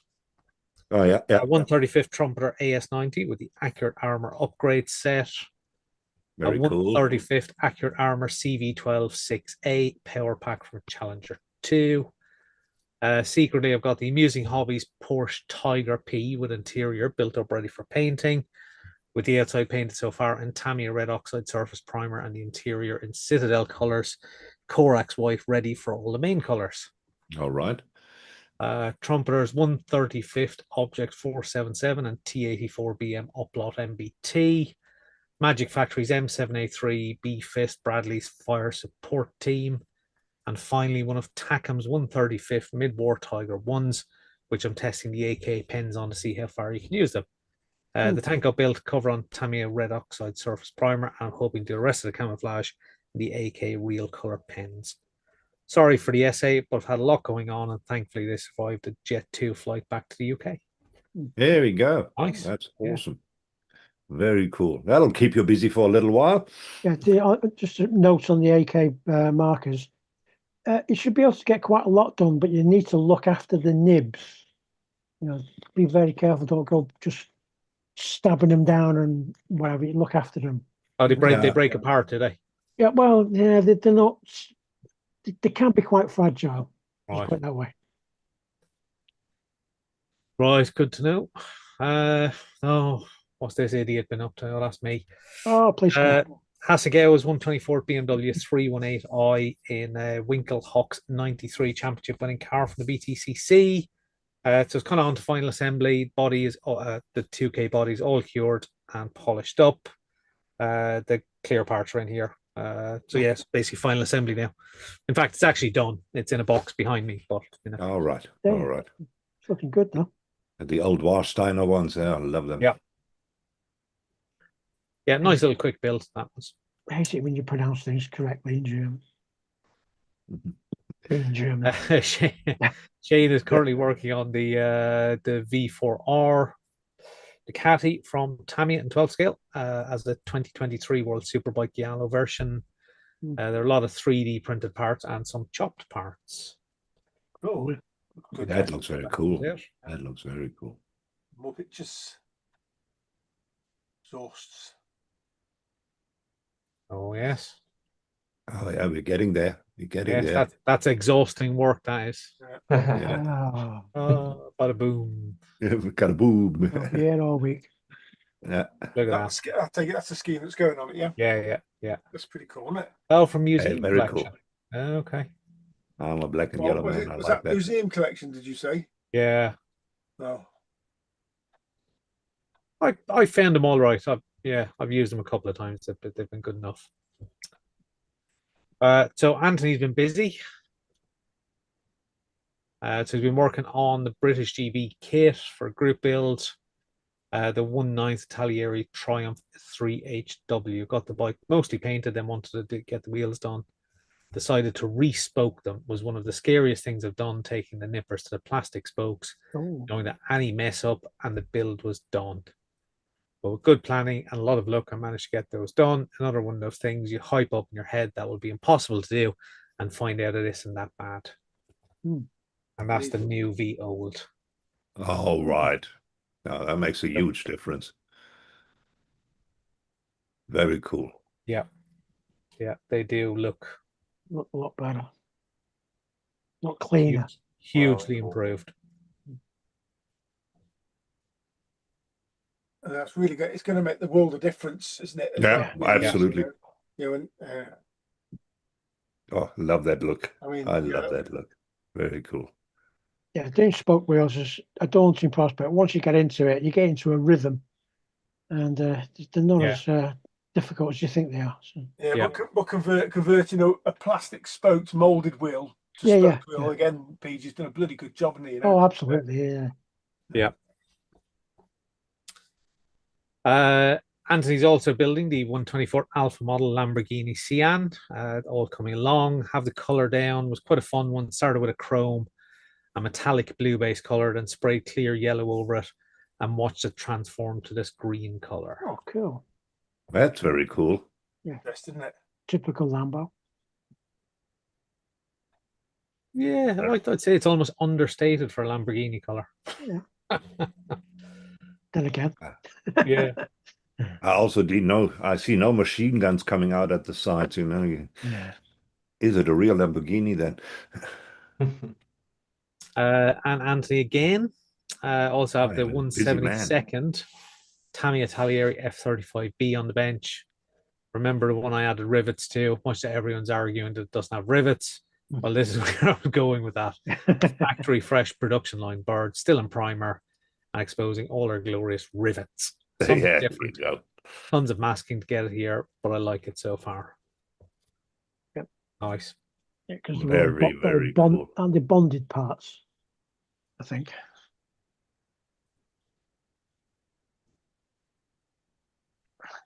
Except for this one, which is rivets. So Where are the rivets? I can't even see any rivets. Where were the rivets? you'll see them in along the trailing edge. Okay. Interesting. I'm actually looking forward to seeing that one finished. Yeah. Mm. Mr. Runciman, this one is back to the Tiffy Typhoon, just about ready for primer. Glad to have got the cockpit out of the way. I think Mark's doing that one for the group build, isn't he? Which is running until the 1st of December, I believe. The Something like that, British group build. Very cool. Feel like a Typhoon. Nigel's got the Revell Arado AR196A3. That's a 32nd scale, I think. Finally been started after sitting on the bench for at least 5 weeks. Always find starting a model the hardest part. So far, fit and kit, really good, just like putting a Tamiya kit together. All right. Oh, that's good. And I like Arado. Mm. Always There's interesting. plenty of detail in there, aren't there? Yeah. Yes. Nice, that's looking good. Zooming on that cockpit for us, Dan, it looks pretty cool. Actually. Yeah, Plenty very on, good. Lots of little details, isn't there? Yeah. Wow. Lovely. Plenty Very, there. very nice. Like that, Nigel. I like that. Yeah, very, very nice. Willie Major Smith, spooky Halloween all. Little progress on my 172nd Krupp truck and a searchlight diorama. Still no grass, but more details on the truck and a wooden platform for a searchlight. Yeah. The green box on the truck bed is a petrol engine powered generator for the searchlight. Kits are from Dragon and Special Hobby. That's coming along nicely. Nice. That's Very coming cool. along very nicely. I like it. Richard Farmer, it's been a bit of a disaster this month. Oh yes, with decals, yeah. Made some really good progress on the 112 Tamiya Yamaha YZR 500. Started doing aftermarket decals from Decal Cass, and things were going smoothly until it came to front fairing. If it was my fault, I gladly put my hands up, but they became impossible to work with. Cracked almost instantly when you touch them. Wouldn't conform, and basically just a nightmare. Gutted isn't a word, but hey ho, it's one of those things. So in the end, I decided just go my own way and do a custom paint and decal scheme. Cut the front fairing and rear, change the shape a little, remove the spokes from the wheels to give a spinning effect. All right. Should make more sense when the figure is on there. Disappointment has turned into quite a fun build, and I'm happy how it's going so far. There we go. Very cool. I like the idea of removing the spokes. Yeah. Cool. Saves the respoking. Are you watching this, Anthony?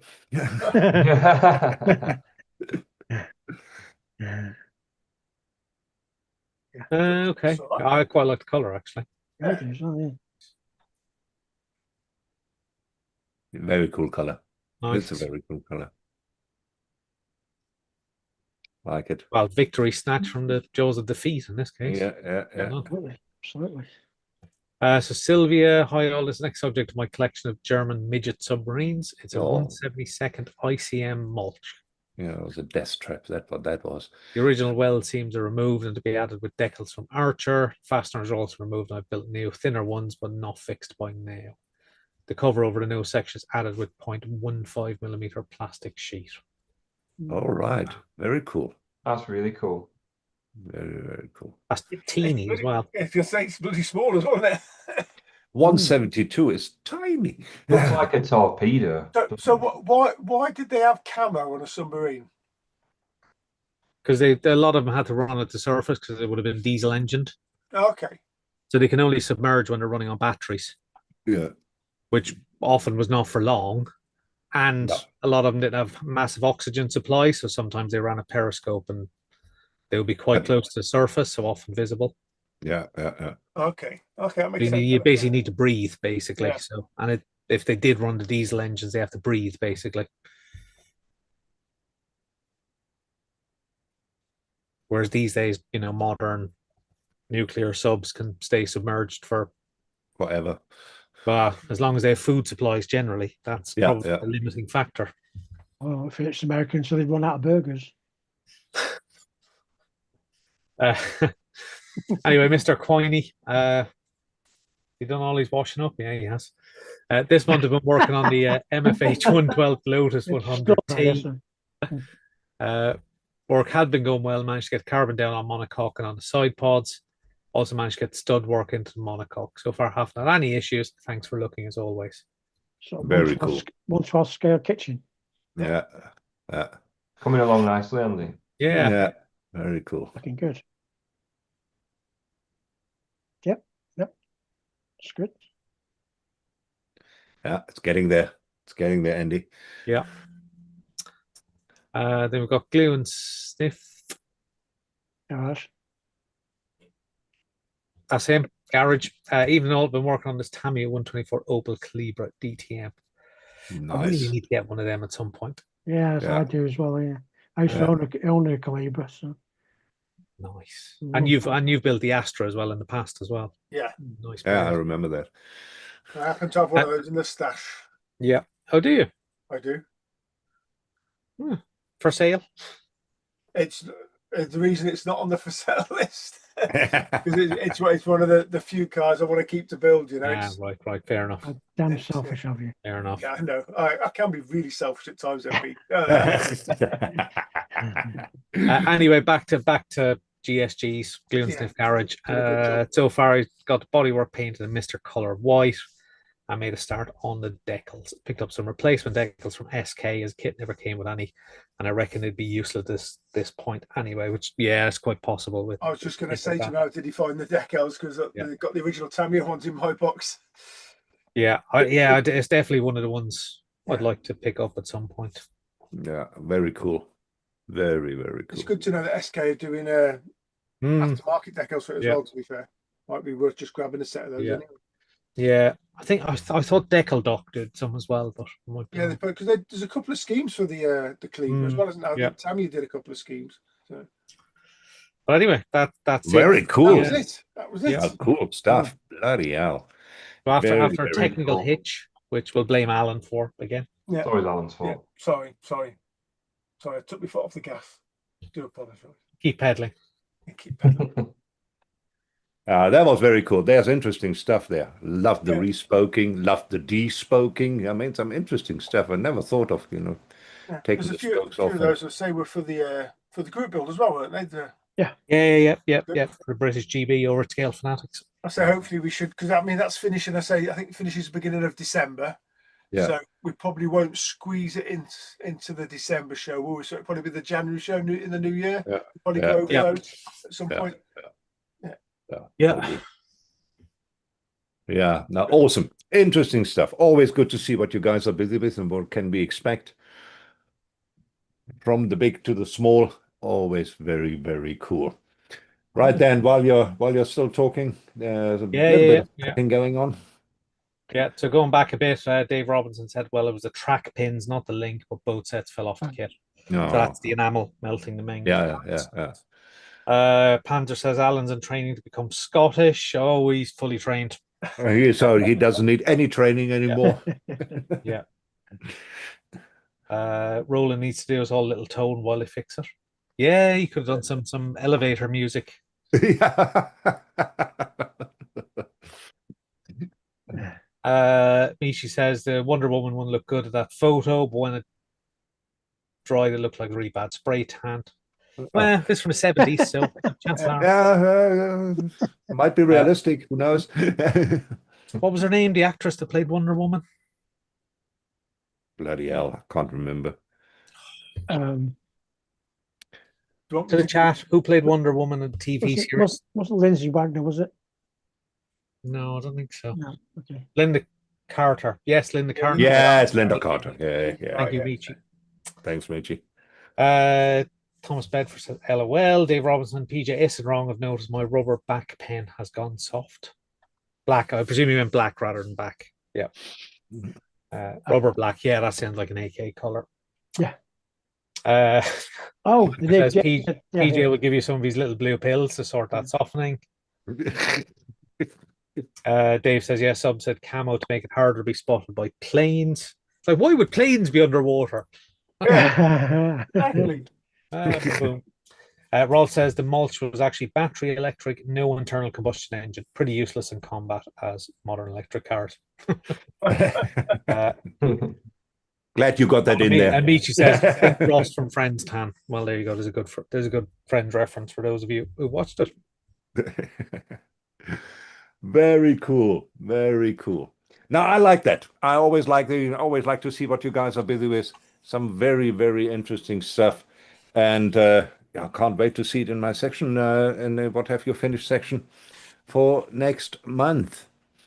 But in the meantime, questions for the crew should be addressed. Okay. I think, PJ, this is your...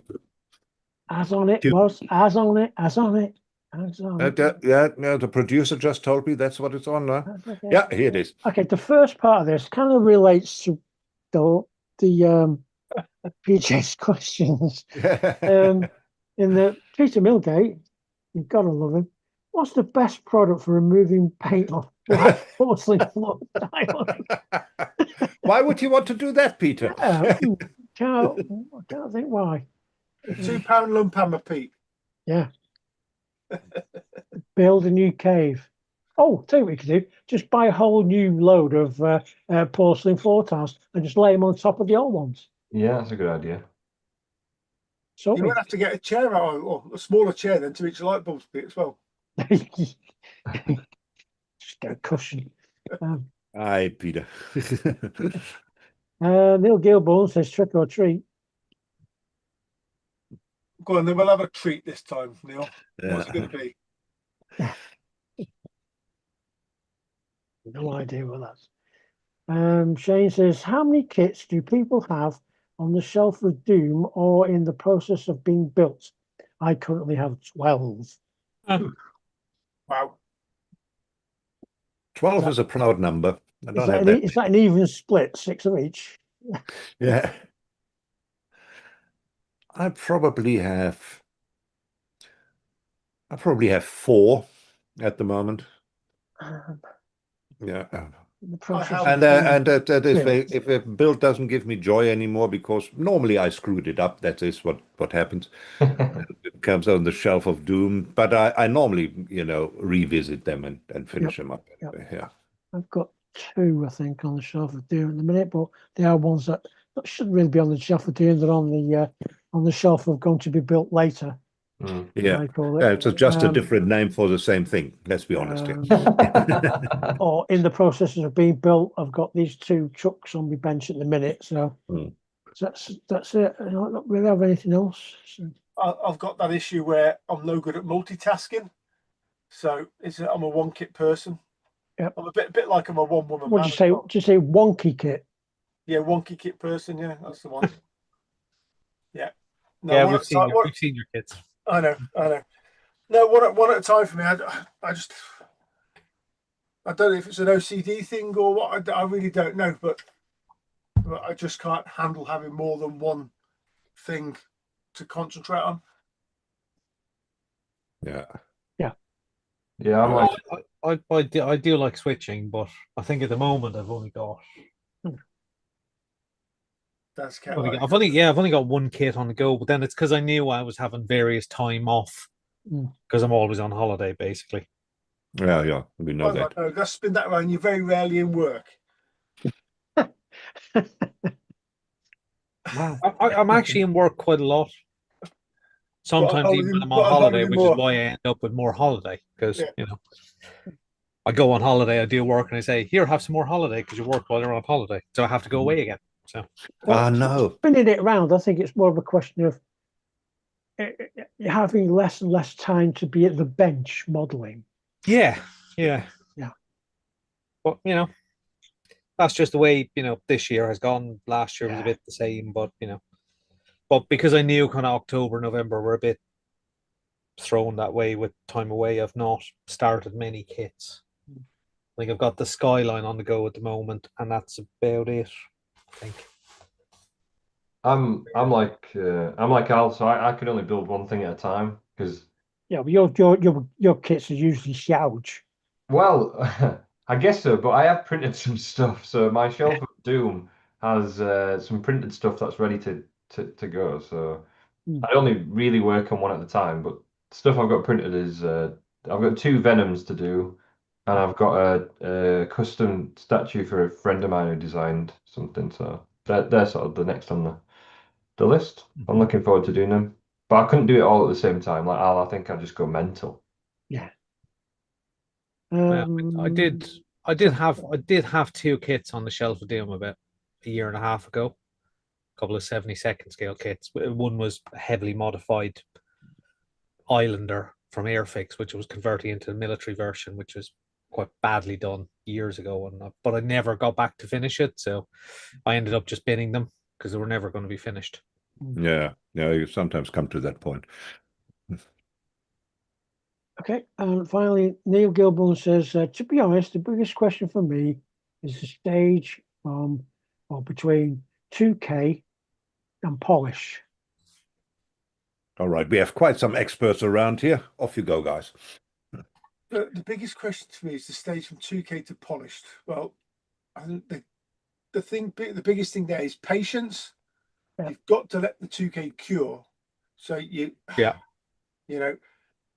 I have pushed it at 3 days, and the 2K can be a little bit soft. So if you've got a bit more crap in it, you can sometimes polish it out a little bit easier because the 2K is not quite as hard. But then you always have to, 5 to 10 days, go back and give it another polish to take any micro scratches out, which tends to happen if it's a little bit soft. So the key, the longer you leave it, the harder the coat's going to be before you start going at it with compounds and stuff like that to polish it up.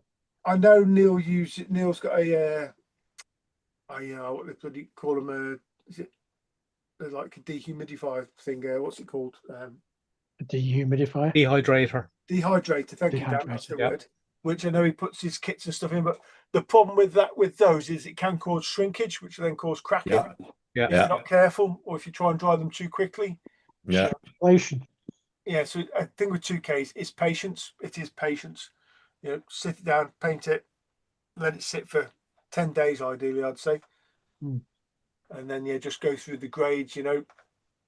If you've got crap and stuff in it, I'd probably start at sort of anything from sort of 3,000-4,000, and then I'd work up to 12,000 with my grades of sanding. You mean 2,400?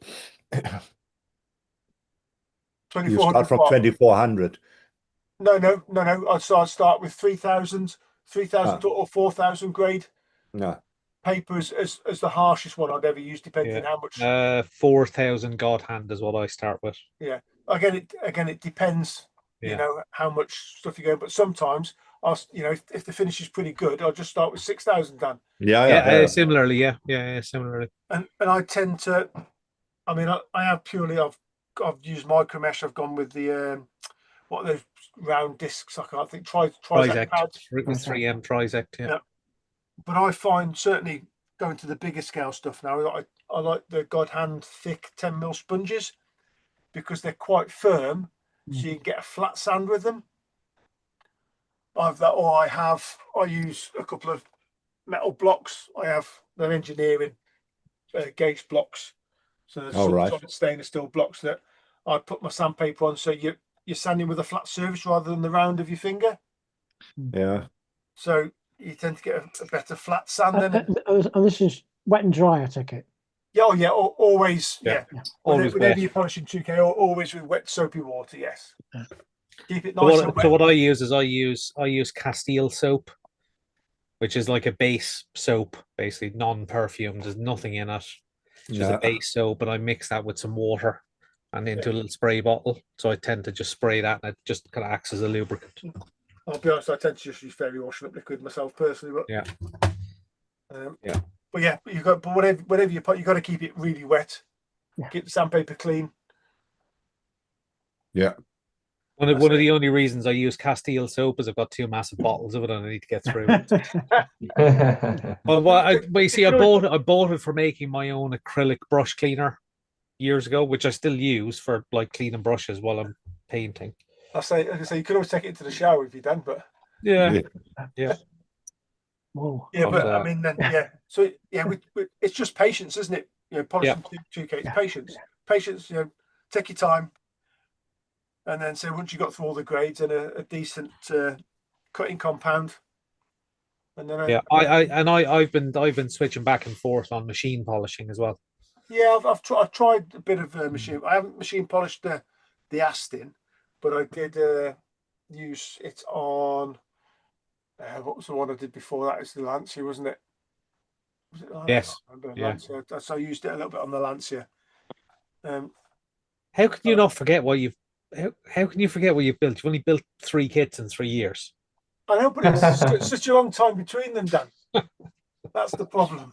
Apparently, he had to sleep at some point. No, no. I have thrown a little Spitfire in between there as well. Yeah, You I don't did. think that doesn't really count, does it? No, but I mean, it is what it is, isn't it? You know, I enjoy going at my pace. I enjoy doing what I do. So, and you know, that's what it's about. It's about enjoyment, isn't it? So Yeah. And always get your sanding and polishing done before you do any of your rubber trims or stuff like that. Yeah. What you're saying is, Yeah, I'll do the sanding, the compound, and the polish, but I won't do the waxing. Yeah. Waxing's always one of the last things. Oh yeah. Yeah. No, that makes sense. No, absolutely. Good. All right. I hope that helped you a little bit along. The secret is patience. I know it's not always easy. Yeah. And I normally wait a week when I have 2K before I do anything. And I do a bit of machine polishing as well. I have this little thing here, this little where I put my polishing top on there at the end. Actually works out quite well. But the nice 2K is just so nice because once you have on it, you know, to put the rubber on or do anything on it, even if you have a little accident, you know, you can easily wipe it off, you know. So that's just the thing about 2K. Absolutely. Pete says 12. Now he feels happy and validated, Alan. So that was addressed to you. Right. You clean your tiles first before you talk to us again. Right. But I think the time has cometh that we have a look at what you guys have finished. You guys have finished some amazing stuff. So how it's going to work, I will tell you exactly what you guys have done in the finished builds gallery, which I'm sharing now. Is that visible? It is. It is. yeah. Wonderful. Right. We have the finished builds gallery, so we go through it in quite some detail now. And once we have done that, I will go through it in a quick run through, and you will have a chance to vote for your model for November, model of the month, which then obviously gets the pride of place on the Facebook page of the Modelers Friday Night live show. Right, and we start with our very own PJ Lewis. He says it's a 1/100 cosmic scale model Serenity from the movie Serenity and the TV series Firefly. After months and months of hard graft, including many trials, tribulations, and major surgery on this resin kit, not me, Serenity is finished. Well, as finished as she'll ever be. For a detailed report of this build and a complete list of all the products, if you have 2 or 3 hours, of all the use, please go to my PJ J. Lewis Facebook page. Cheers, PJ. Now that is amazing, PJ, because we all witnessed your trials and tribulations with this one, and it Oh, came you don't out know. amazing. I mean, if you read the blurb that goes with this Yeah, on my Facebook page, it's quite extensive because it needed major surgery yeah, for resin that wasn't required or resin that needed to be moved so I could get electrics in there and lighting and stuff. yeah, And there's a few details that were wrong. That like the cockpit nose window, for example, yeah. was the wrong shape, and a few other details like that. The door that you see there was the wrong shape, and the That one engines was. didn't articulate. So all that had to be Yeah. uh, Ah, creatively modeled, yeah. should we say? Very interesting. Also, you see the Tamiya paint bottle right over here for scale. Thanks for putting that in because Yeah, that might get missed. it's That it is a huge just kit. yeah, it's just under a meter long. Wow, Wow. Very, very cool. Love it. very cool indeed. Right, then we have old Dusty. What is he going as today? Hi all, only got one thing finished and it was the 135th Trumpeter Object 477XM2, which was a late Soviet Union prototype using a extended hull, low-profile turret and armed with 152 main gun and 2 times 7.62 millimeter machine guns. It's painted in Tamiya TS70 olive drab and AK real color paint rubber and dark aluminium with AK Russian soil for basic dirty look. Very fun kit to build, and with an interesting background. It's quite interesting. Looks like a window. Oh, you mean the model itself. Looks very cool. I All like it. dusty. I love the dirting on that. Nice weather. And Russian tanks always look menacing, don't they? They always have this kind of menacing look about them. Very, very cool. Then we have Dan Krog, our very own. He has completed the MFH 120 Ferrari 312 T4. After about 6 months, it finally got finished and will appear at Telford if I can print a stand for the wheels in time. I'm sure you can. I'm sure you can. Main products used: low temp solder for white metal parts and white metal parts I broke. Yeah.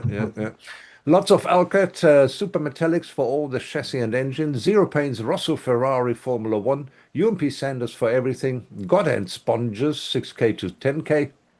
McGuire's compounds and swearing. Lots of Very, swearing. very cool. Not as much as I thought there'd be. Let's get a bit closer here so you can see the details a little bit. That's very cool, actually. I like that. Yeah, it's pretty much going to go to Telford as it is in the bottom right. Oh, right. Like that. I'm not going to bother with a stand for the wheels. I'm just going to go Okay. like that. Yeah, looks good. Looks very good. Love it. Nice one, Dan. Then Shane, it's coming with the Tamiya 112 Ducati V4 a month ago. Finished that. Painted in SMS neon red and jet black. Not my best work, but I'm in it here to please everyone. Well, it looks very pleasing indeed. Very cool. Cool bike, cool build. Nice. I like it. Like the scheme. Yeah. Yeah, I cool. like it a Shane. lot. Very cool. Love the way you've done the rims. Very, very nice. Love it. Peter Milgate is the Pocher 1/4 scale Ducati. Oh, is that finished? Finally, has it happened? Yep. The Pocher 1/4 scale Ducati Panigale S, painted in the Rhine Danger Martini scheme using zero paints and diamond finish 2K. Additional details added from Paul Koo scale hardware, which replaces the typical Pocher crosshead screws. All plumbing and wiring added as per full-size vehicle. Removable fairing and fuel tank to allow display of the internal details.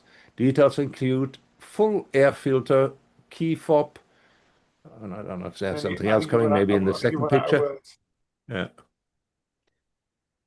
You run out of words. So has he started it up already or not yet? Oh yeah, no, he's running it around before. Yeah. Yeah, he's gonna ride it to the stand at Telford. Love it. Very, very cool. Let's have a look at the other picture quickly.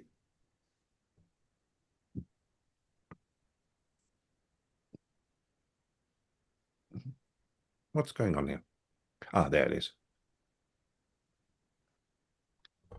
And here it is with the 112 version for comparison. It is huge. Beast, isn't it? It is a beast. Bloody hell. Do you think he'll be able to get his leg over that? I don't think he can. You probably need a box to stand on first. Ah, there you go. Very cool. All right. I love it. Pete, I love it. Yeah. Huge build. Good job. Very cool. Then we have Richard Farmer. He always have interesting stuff as well. He has the little 124 Tamiya Mini Cooper this month. Yeah, that was my first car model I ever built. Painted in MRP interior bronze green, Tamiya X1 black roof, and ProScale paints 2K. Interior painted in Mr. Hobby aqueous sandy yellow along with various other paints. Added a few extra details along like the car mats, speakers on the parcel shelf, from a box of spares kindly donated by Mr. Parker, and a bit of wiring on the engine. Decided to go a different route with the wheels and found a small set of BBS rims and tires. And now it's not everyone's cup of tea, but I think they look pretty cool. I couldn't agree more. Lastly, I had a few offcuts of wood in the shed, so I knocked up a small base to display it on. It's a great little kit, and I had a lot of fun playing about with it. Thanks for taking a look. That looks amazing. This looks Very, great, very doesn't it? cool. My first car. Was that your first car? All right. Yeah. Yeah, In I a- always in a- liked them. In a terrible brown colour it was. Oh, I remember that brown. I know exactly what you're A talking about. horrible, horrible colour. I've had tons of minis in my time. I mean, yeah, probably 8 or 9 minis in my time. Wow. Crashed Yeah, a it was few never as an well. option for me because I always had to take the front seat out, so that didn't Yeah, work. that's what I mean. Just sit in the back seat, roll and The be fine. back seats, yeah. Same with the Fiat 500. Always an issue. I've got to get one with a canvas top. You stick your head out the top. Yeah. Let's see, we have some other photos here. Here we go. Oh, that is mint, isn't it? Wow. It does look good. Yeah. Brings back memories of bombing down the M6 motorway, lashing down with rain, and the window wipers failed. Yeah. Oh, wow. It's to stick your arm out the window and move them manually. Yeah, when you say thrashing down, you mean you reach 56, 57 miles an hour? Well, probably not even that, but yeah. All right, here are the speakers to see. Yeah. What is, Yeah, I remember. I remember Richard had some stuff off me and he's asked if I had any spare parts, and I just basically put my hands in my I've got loads of bits and bobs you collect over the years from kits. So I just stuck a load of it in the box. Made good use of it. Yeah. Well, at least that's the thing. If somebody gets some use out of it, that's the important thing. Yeah. Very cool. Very cool. Yeah. Yeah, PJ, I had the same. We had a Ford Transit for the band, and it started snowing, like in really big snow in Munich. Yeah. And the wipers gave up. So we had to drive with the head out of the windows with the snow in the face. Oh, yeah. Nice. With your wet arm. Yeah. You then wet down. Right. GSG's in it. Good evening, all. First one I finished this month is the 124 BMX JACCS Honda Civic EF9. This was on the shelf of doom for a couple of years, but I decided to get it out and finish it. Painted in Mr. Color White and cleared with Super Clear. Decals were a bit of a challenge, especially the front and rear bumpers. Used various Tamiya and Mr. Color paint throughout the rest of the build, and I also used the BMAX Phototech detail set. Cheers, Dave. That was cool. That's a great scheme. That looks really cool. Very lively scheme.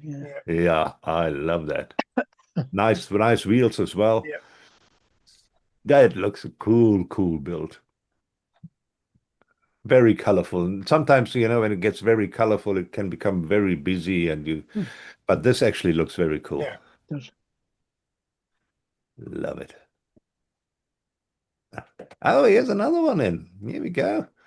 Dave is busy. Second one for me this month is the 124 Ashima Toyota Hilux Surf. Kit was painted in various Tamiya and Mr. Color paints and cleared with super clear.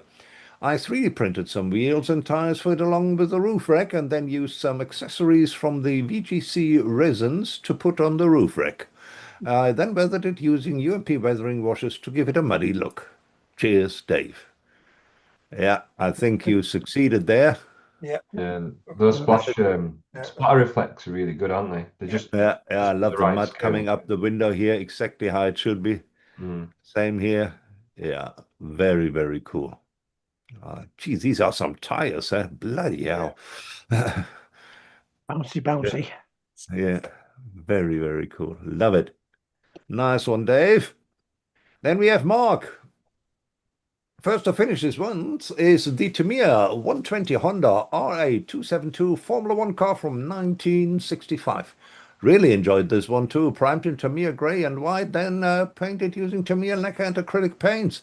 Then used Zero Paints Diamond 2K for a gloss. The car then got upgraded with brake lines, fuel lines, ignition leads, and refabricated the rear dampers. Not perfect, but one of my best built cars. That's very cool. It's come out well, that is. This might not be perfect, but it looks very good to me. Bloody hell.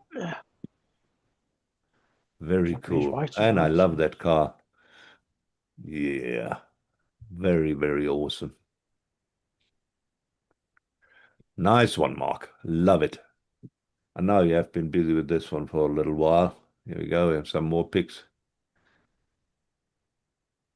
Yeah. I mean, if you imagine how much speed they got up to in these death traps, unbelievable.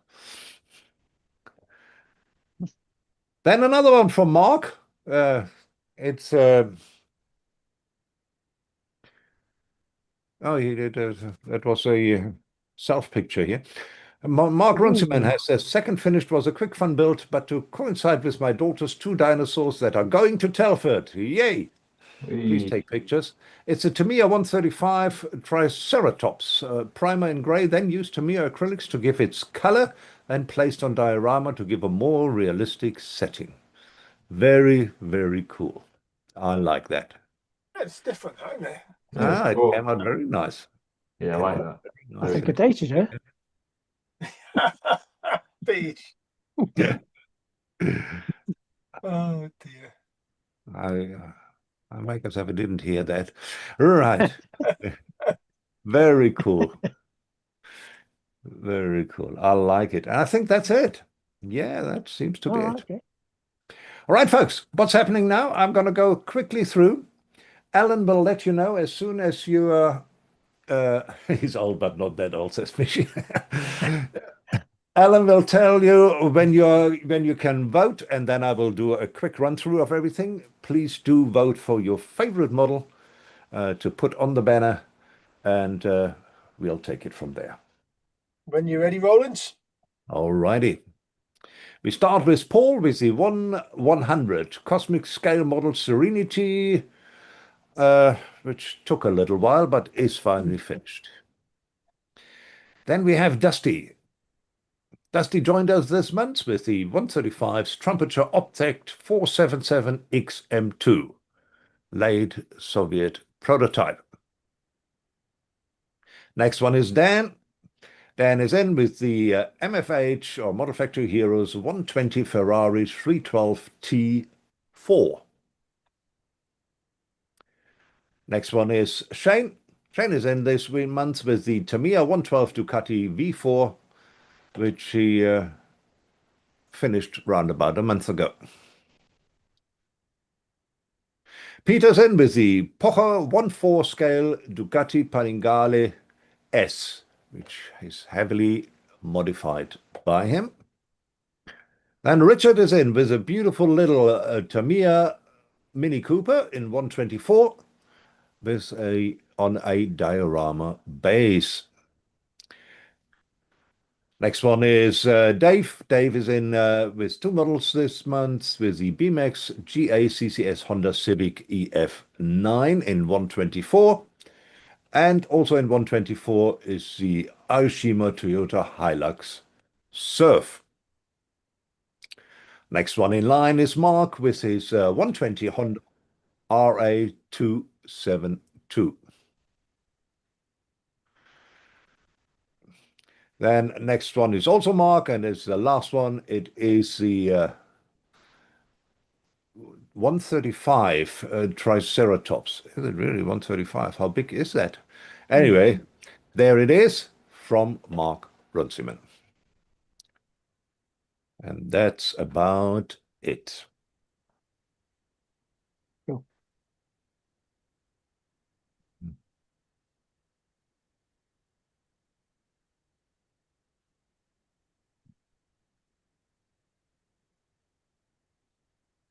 Oh, somebody else pick for me. If you pick for me, I'll pick for you. Yeah.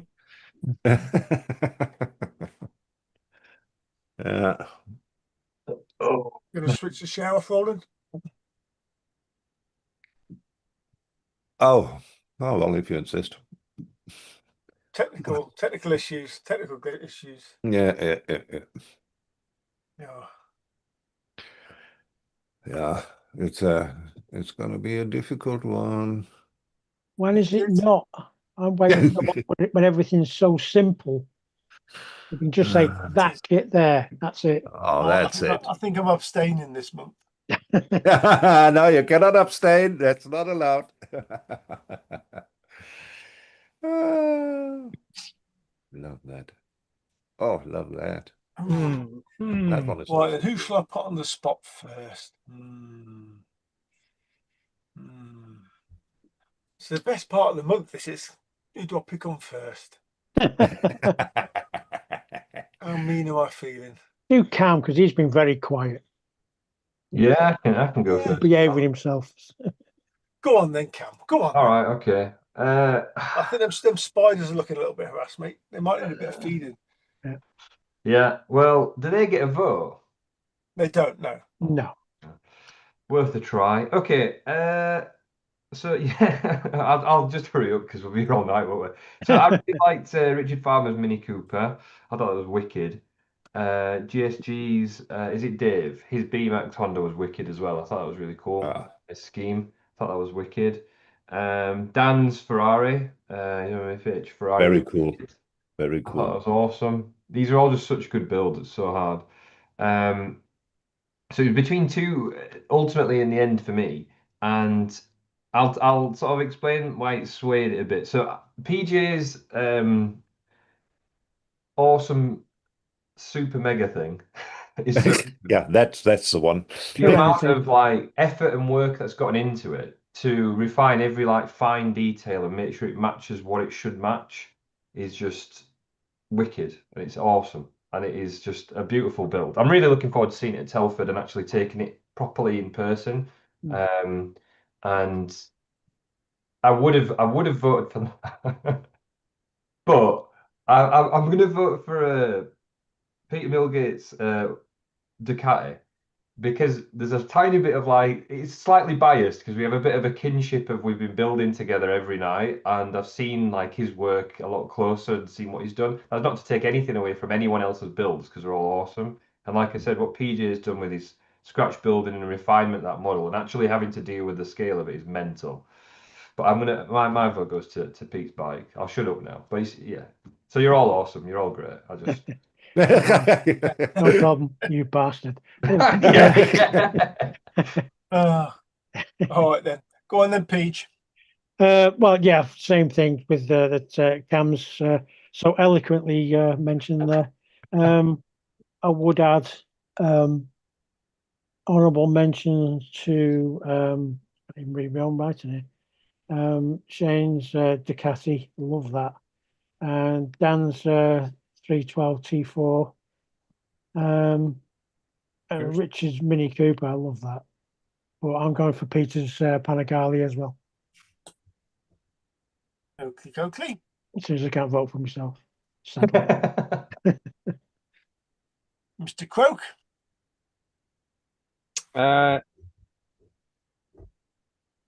Yeah. That's my sentiment exactly. Alrighty then. It's It came down to three. I still don't know. Have to. Would you like more time? No, No. I've made a decision. I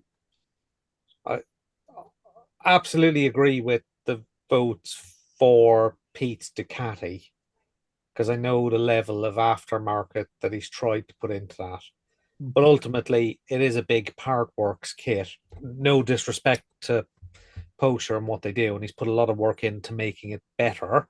But considering someone bought a big pile of cheap, nasty plastic and actually turned it into something that looks not even vaguely respectable, but actually very, very respectable and could probably be almost studio scale in its nature, it's got to be PJ Serenity for me. Oh, thank you, mate. There's no plastic on it, it's resin, but You know what I mean. Oh, Yeah. yeah, I'm not having that. In that case, Dane will change his I'm mind. not having that, Pete. You've put styrene inside that, so it's got plastic in yeah, it. but it's the majority of it is resin. Come Oh, on. shut up! It's semantics in this case. Right then, I'll Roland. take it back if you keep arguing. Yeah. Yeah. Well, I must say, I love the Honda from Mark Runciman because I just have a soft spot for those Hondas. Really came out. I love that very colorful Jack's Honda. Very, very cool. Obviously, soft spot for the Mini. The bike is amazing, especially next to the 112 bike. Yeah. I mean, it's just Scale difference. great photo. I actually love Dan's 120 Ferrari. Very cool. Yeah. Very, very cool. Thank you. But in the end, you know where this is going. In the end, I had no choice, and I fought with myself because I don't want to do it, but I just can't help myself. I must give it to PJ because it's just an amazing build, and we know how I fought with it, and I think he did a awesome job. So kudos to you, PJ. It's my choice for the month. Totally. That just leaves me then, I suppose, doesn't it? I suppose. Yeah. Well, yeah. Well, shout. I mean, there's the three big ones. Isn't there? There's PJ Serenity. You know, you've done an amazing job on that, Peach. Okay. Dan's 312 T4. You know, for your first full multimedia kit, Dan, you've done an epic job on that. It looks awesome. Again, Peach Ducati. I know the work he's put into that, and the pain he's put into that, and it is awesome. But it's just huge, isn't it? You know, that's the thing. It's huge. It's massive. Yeah. Shout out to Glue Sniffs for that Jack's Honda because I like that. I love it. Really I awesome. love it. I think he did an awesome job on that. Shout out to Mark in that try for the dinosaur thing as well. That's pretty cool, to be fair. Yeah. But purely and simply for me this month, I think it's going to go to Richard with the Mini Cooper because All right. Yeah, no, that's fair enough. I love that. It pulls at my heartstrings a little bit. Obviously, having so many minis in my life and stuff, and certainly on that little dial and stuff, and it just looks spot on. It really does. And obviously, who doesn't love a money with a set of 9 inches on the back shelf, eh?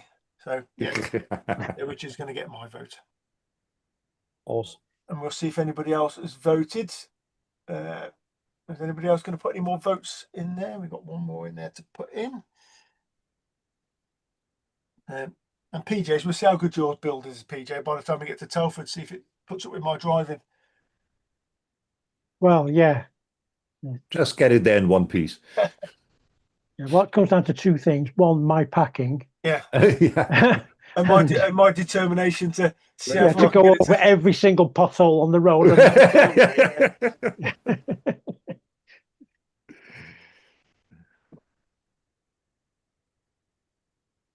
Right then, I don't think we're going to get any more votes. We're going to get any more votes, people. Last call for votes. Going once, going twice. Yeah. Going. Gone.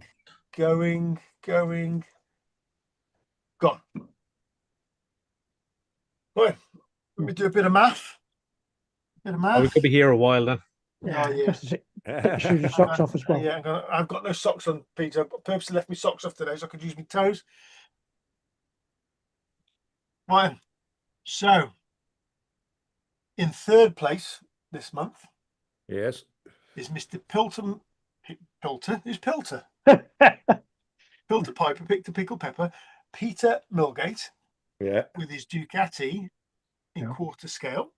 yeah, well deserved. Well deserved. Well deserved, Peter. In second place this month is our very own Mr. Dan Croak with his Oh. little Ferrari 312 T4. Great build. Again, Great very build. well Yeah, deserved. great build. I love that. Well But done, this Dan. month's winner with a humongous Serenity. Oh, is, I'm sure that's a huge PJ surprise Lewis. to everybody. So yeah, again, it's not a huge surprise, is it? To be fair, but you know, it's well deserved, Peach. Well deserved. So Yeah, Thank you. Thank you, awesome everybody. build. Appreciate it. congratulations well to deserved. everybody. You know, Yeah, well done, Honestly. Peter. Top Absolute- job. absolutely outstanding work this month from everybody. Yes. Oh yeah, no, it was fantastic. Never gets any easier, does it? No, Oh, Really, really nice. I love this. I love this section. It's just amazing, inspiring work. Very, right, very right good. up to the point where you have to decide, Roland, isn't it? Mm. Yeah. it's all about which month you put your finished building. But never, none of them are ever Oh, good. you are worked they? that one out, have you? There's never like a month where it's like, Yeah. oh, Who's going to finish their MFH kit before the? Well, I'll tell you what. I'll put it in after. yeah, that's what, yeah. Strategy. You notice everyone avoided last month with Alan's Aston Martin and stuff. I didn't put my Aston Martin in last month. Oh, did you not? Oh, sorry. I've not put. I don't think I've put any of my last 3 builds in. I don't think. Why not? I don't know. You know, I'm like, I don't build them to enter them in competitions as such. You don't take disappointment well, do you? Except you are entering it in a You know, competition I'm a next very week. sore loser. Wait a minute. Award-winning Alan Parker doesn't like to be in competitions. Yeah. What are you no. talking about? It's in one no. next week. No, he usually just turns up and you get down to just give him an award. Don't they? Exactly. There's Yeah. literally a Best in Show award on his wall, right in the Yeah. center. Yeah, And he doesn't like competition. yeah. You're looking like No, that gold plaque. I mean, I don't know. I just think I prefer to let other people, you know, put their stuff in and choose. I'd like to choose somebody else's stuff and have somebody else's stuff. People Yeah, choose. well, you somebody can't else's choose stuff. your own anyway, so you might as well put it in. I know that. I know He that. would but- do that. He would so do that. Let's be honest. He's That's just how sick much of he winning. hates losing. Just sick of winning. No, yeah. I don't. I just don't think people can look at my stuff on my page if they really want to see it. But I think I'd like to give other people the opportunity to get their stuff up on the Yeah, on the banner. board. I think your stuff should be in there. That's That's it. right. You know. Well, maybe I might stick it in next month then. Can you right, wait here one we go. extra month? Yeah. I'm trying to I finished Thanos ages ago, but I'm just waiting to. Well, if Alan puts it in next month, ladies and gentlemen, he will be creative out of gap. luck because there's no show next month. Yeah, that's what I mean. Yeah, that's the one to do. Right, the next show, guys, will be on the first Friday of December. And Yes. we obviously all look forward to seeing When you will then. that actually? I'm sorry, I think. All right, guys, help me out. Have I forgotten anything? It's the 5th of Just tell December. them about the Telford stand and Yep. remind them. Yes, please, Alan. Yeah, so obviously, if any of you are coming along to Telford to Scale Model World this weekend, come and find us in Hall 1. We'll have a double table there with a lot of our members' work on, display work. I think a few of us have got a couple of things in the comp area as well. And yeah, it should be a great show. Yeah, I'm just looking forward to it, to be honest. Yeah. There's a lot of work gone into this in the background to try and sort out the display table and that sort of stuff. Yeah, work's gone into it. Well, work's gone into it, yeah. Well, shoddy workmanship's gone into it, let's say. I'm glad I'm not putting any of my models on those stands. But but no, it's You're absolutely right. It's next weekend, not this weekend. We work on that. It's not easy with Alan, but we'll get there. Yeah. Was it the 8th and 9th? Was it something like that? Or was it 7th and 8th? Oh, God, I don't know. Yeah, the 8th. 8th and 9th, yeah. Yes, and then obviously, as Peter says, quite rightly, you'll find the link in the video here as well, or otherwise, just come into the Clubhouse. Yeah. The link is on the Facebook page. There's Always love to have new people there. a couple of other potential things coming on the horizon. Sure, Roland might be mentioning them now. Obviously, we've got the Instagram page up and going now with the Scale Fanatics Yes. Instagram page, which Ali is running and doing a really good job of. Some of the lads have approached the fact that they might want to do a bit of live streaming of an evening from the that might be Clubhouse. coming.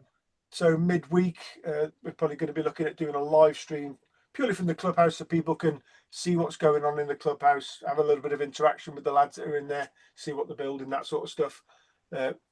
So we'll see if that comes over the coming weeks. We'll put something up on Scale Fanatics Facebook page with dates and things when that does start. But yeah, I mean, people want to sub to the channel, the Scale Fanatics YouTube channel, please feel free to do so. I should really put a link for that in here somewhere, shouldn't I? I don't know if Dan can find put a it. link in for Dan Cave as well, and also Roland's channel. Yeah. Yeah. Everybody is now on Roland's channel, so that's all right. Then obviously, as PJ said, don't forget Colin and Fox for their lovely late night fun. Always good fun with them. Friday Frolic, It's on tonight, yeah. midnight UK time. It'll be 2 o'clock my time, so I might miss it this time. Watch it tomorrow. Watch it tomorrow, yeah. I'll catch up. And then also primetime modeling, lots of loves, modeling tips, and the quiz of the week. That will be on Tuesday, 8 p.m. UK time. The link is also in the chat. Thanks for that, PJ. Yep. How many people in the chat are actually coming to Telford? Just a matter of interest. Is Panzer coming down? Do we know? No, he's not. He's not, no. No, he's been ill, so he's still recovering. So okay, fair enough. Fair enough. He needs a decent curry inside in peace. That's what he needs. Yeah. How many people have we got for that curry now on the Friday? I think about 16, isn't it? Something like that. No, I think there's 20 of us for the curry now. Oh, right. Blimey. I think 20 for the. I think there's the same for the Saturday night now as well. I think we've had a few more join us, haven't we? Oh, really? Yeah. Okay. For the Saturday, yeah. So we're going to be, yeah. It's All right, guys. It's going to be a scream. Come to the Clubhouse if you want to. If you are in Telford as well, want to coordinate with the guys who are all there, just come to the Clubhouse and let us know. Yeah, we're going to have some. I think there should be some free Scale Fanatics stickers and things going from the table and stuff. So Nigel T will be there on Saturday. Here we go. Yeah, Here we go. come and say hi again, Nigel. Yeah, that'd be nice to see you. Alan will be selling his autograph. Yeah, to the highest bidder. Peter Milgate's going. That's it. I'm cancelling. Oh, good old Pete. Love it. All right, guys. Thank you very much. Awesome show. Really enjoyed it tonight. Good to have you all here. We'll see you on the first Friday of December again. And everybody who is in Telford, have loads and loads of fun and take loads and loads of videos and photos so I can also see a little bit of it, or those of us who do not have the opportunity to go there. Thanks very much indeed. Have a lovely evening and good night. Cheers. Bye. Cheers all. Bye, everybody. See you next month. Bye. See ya.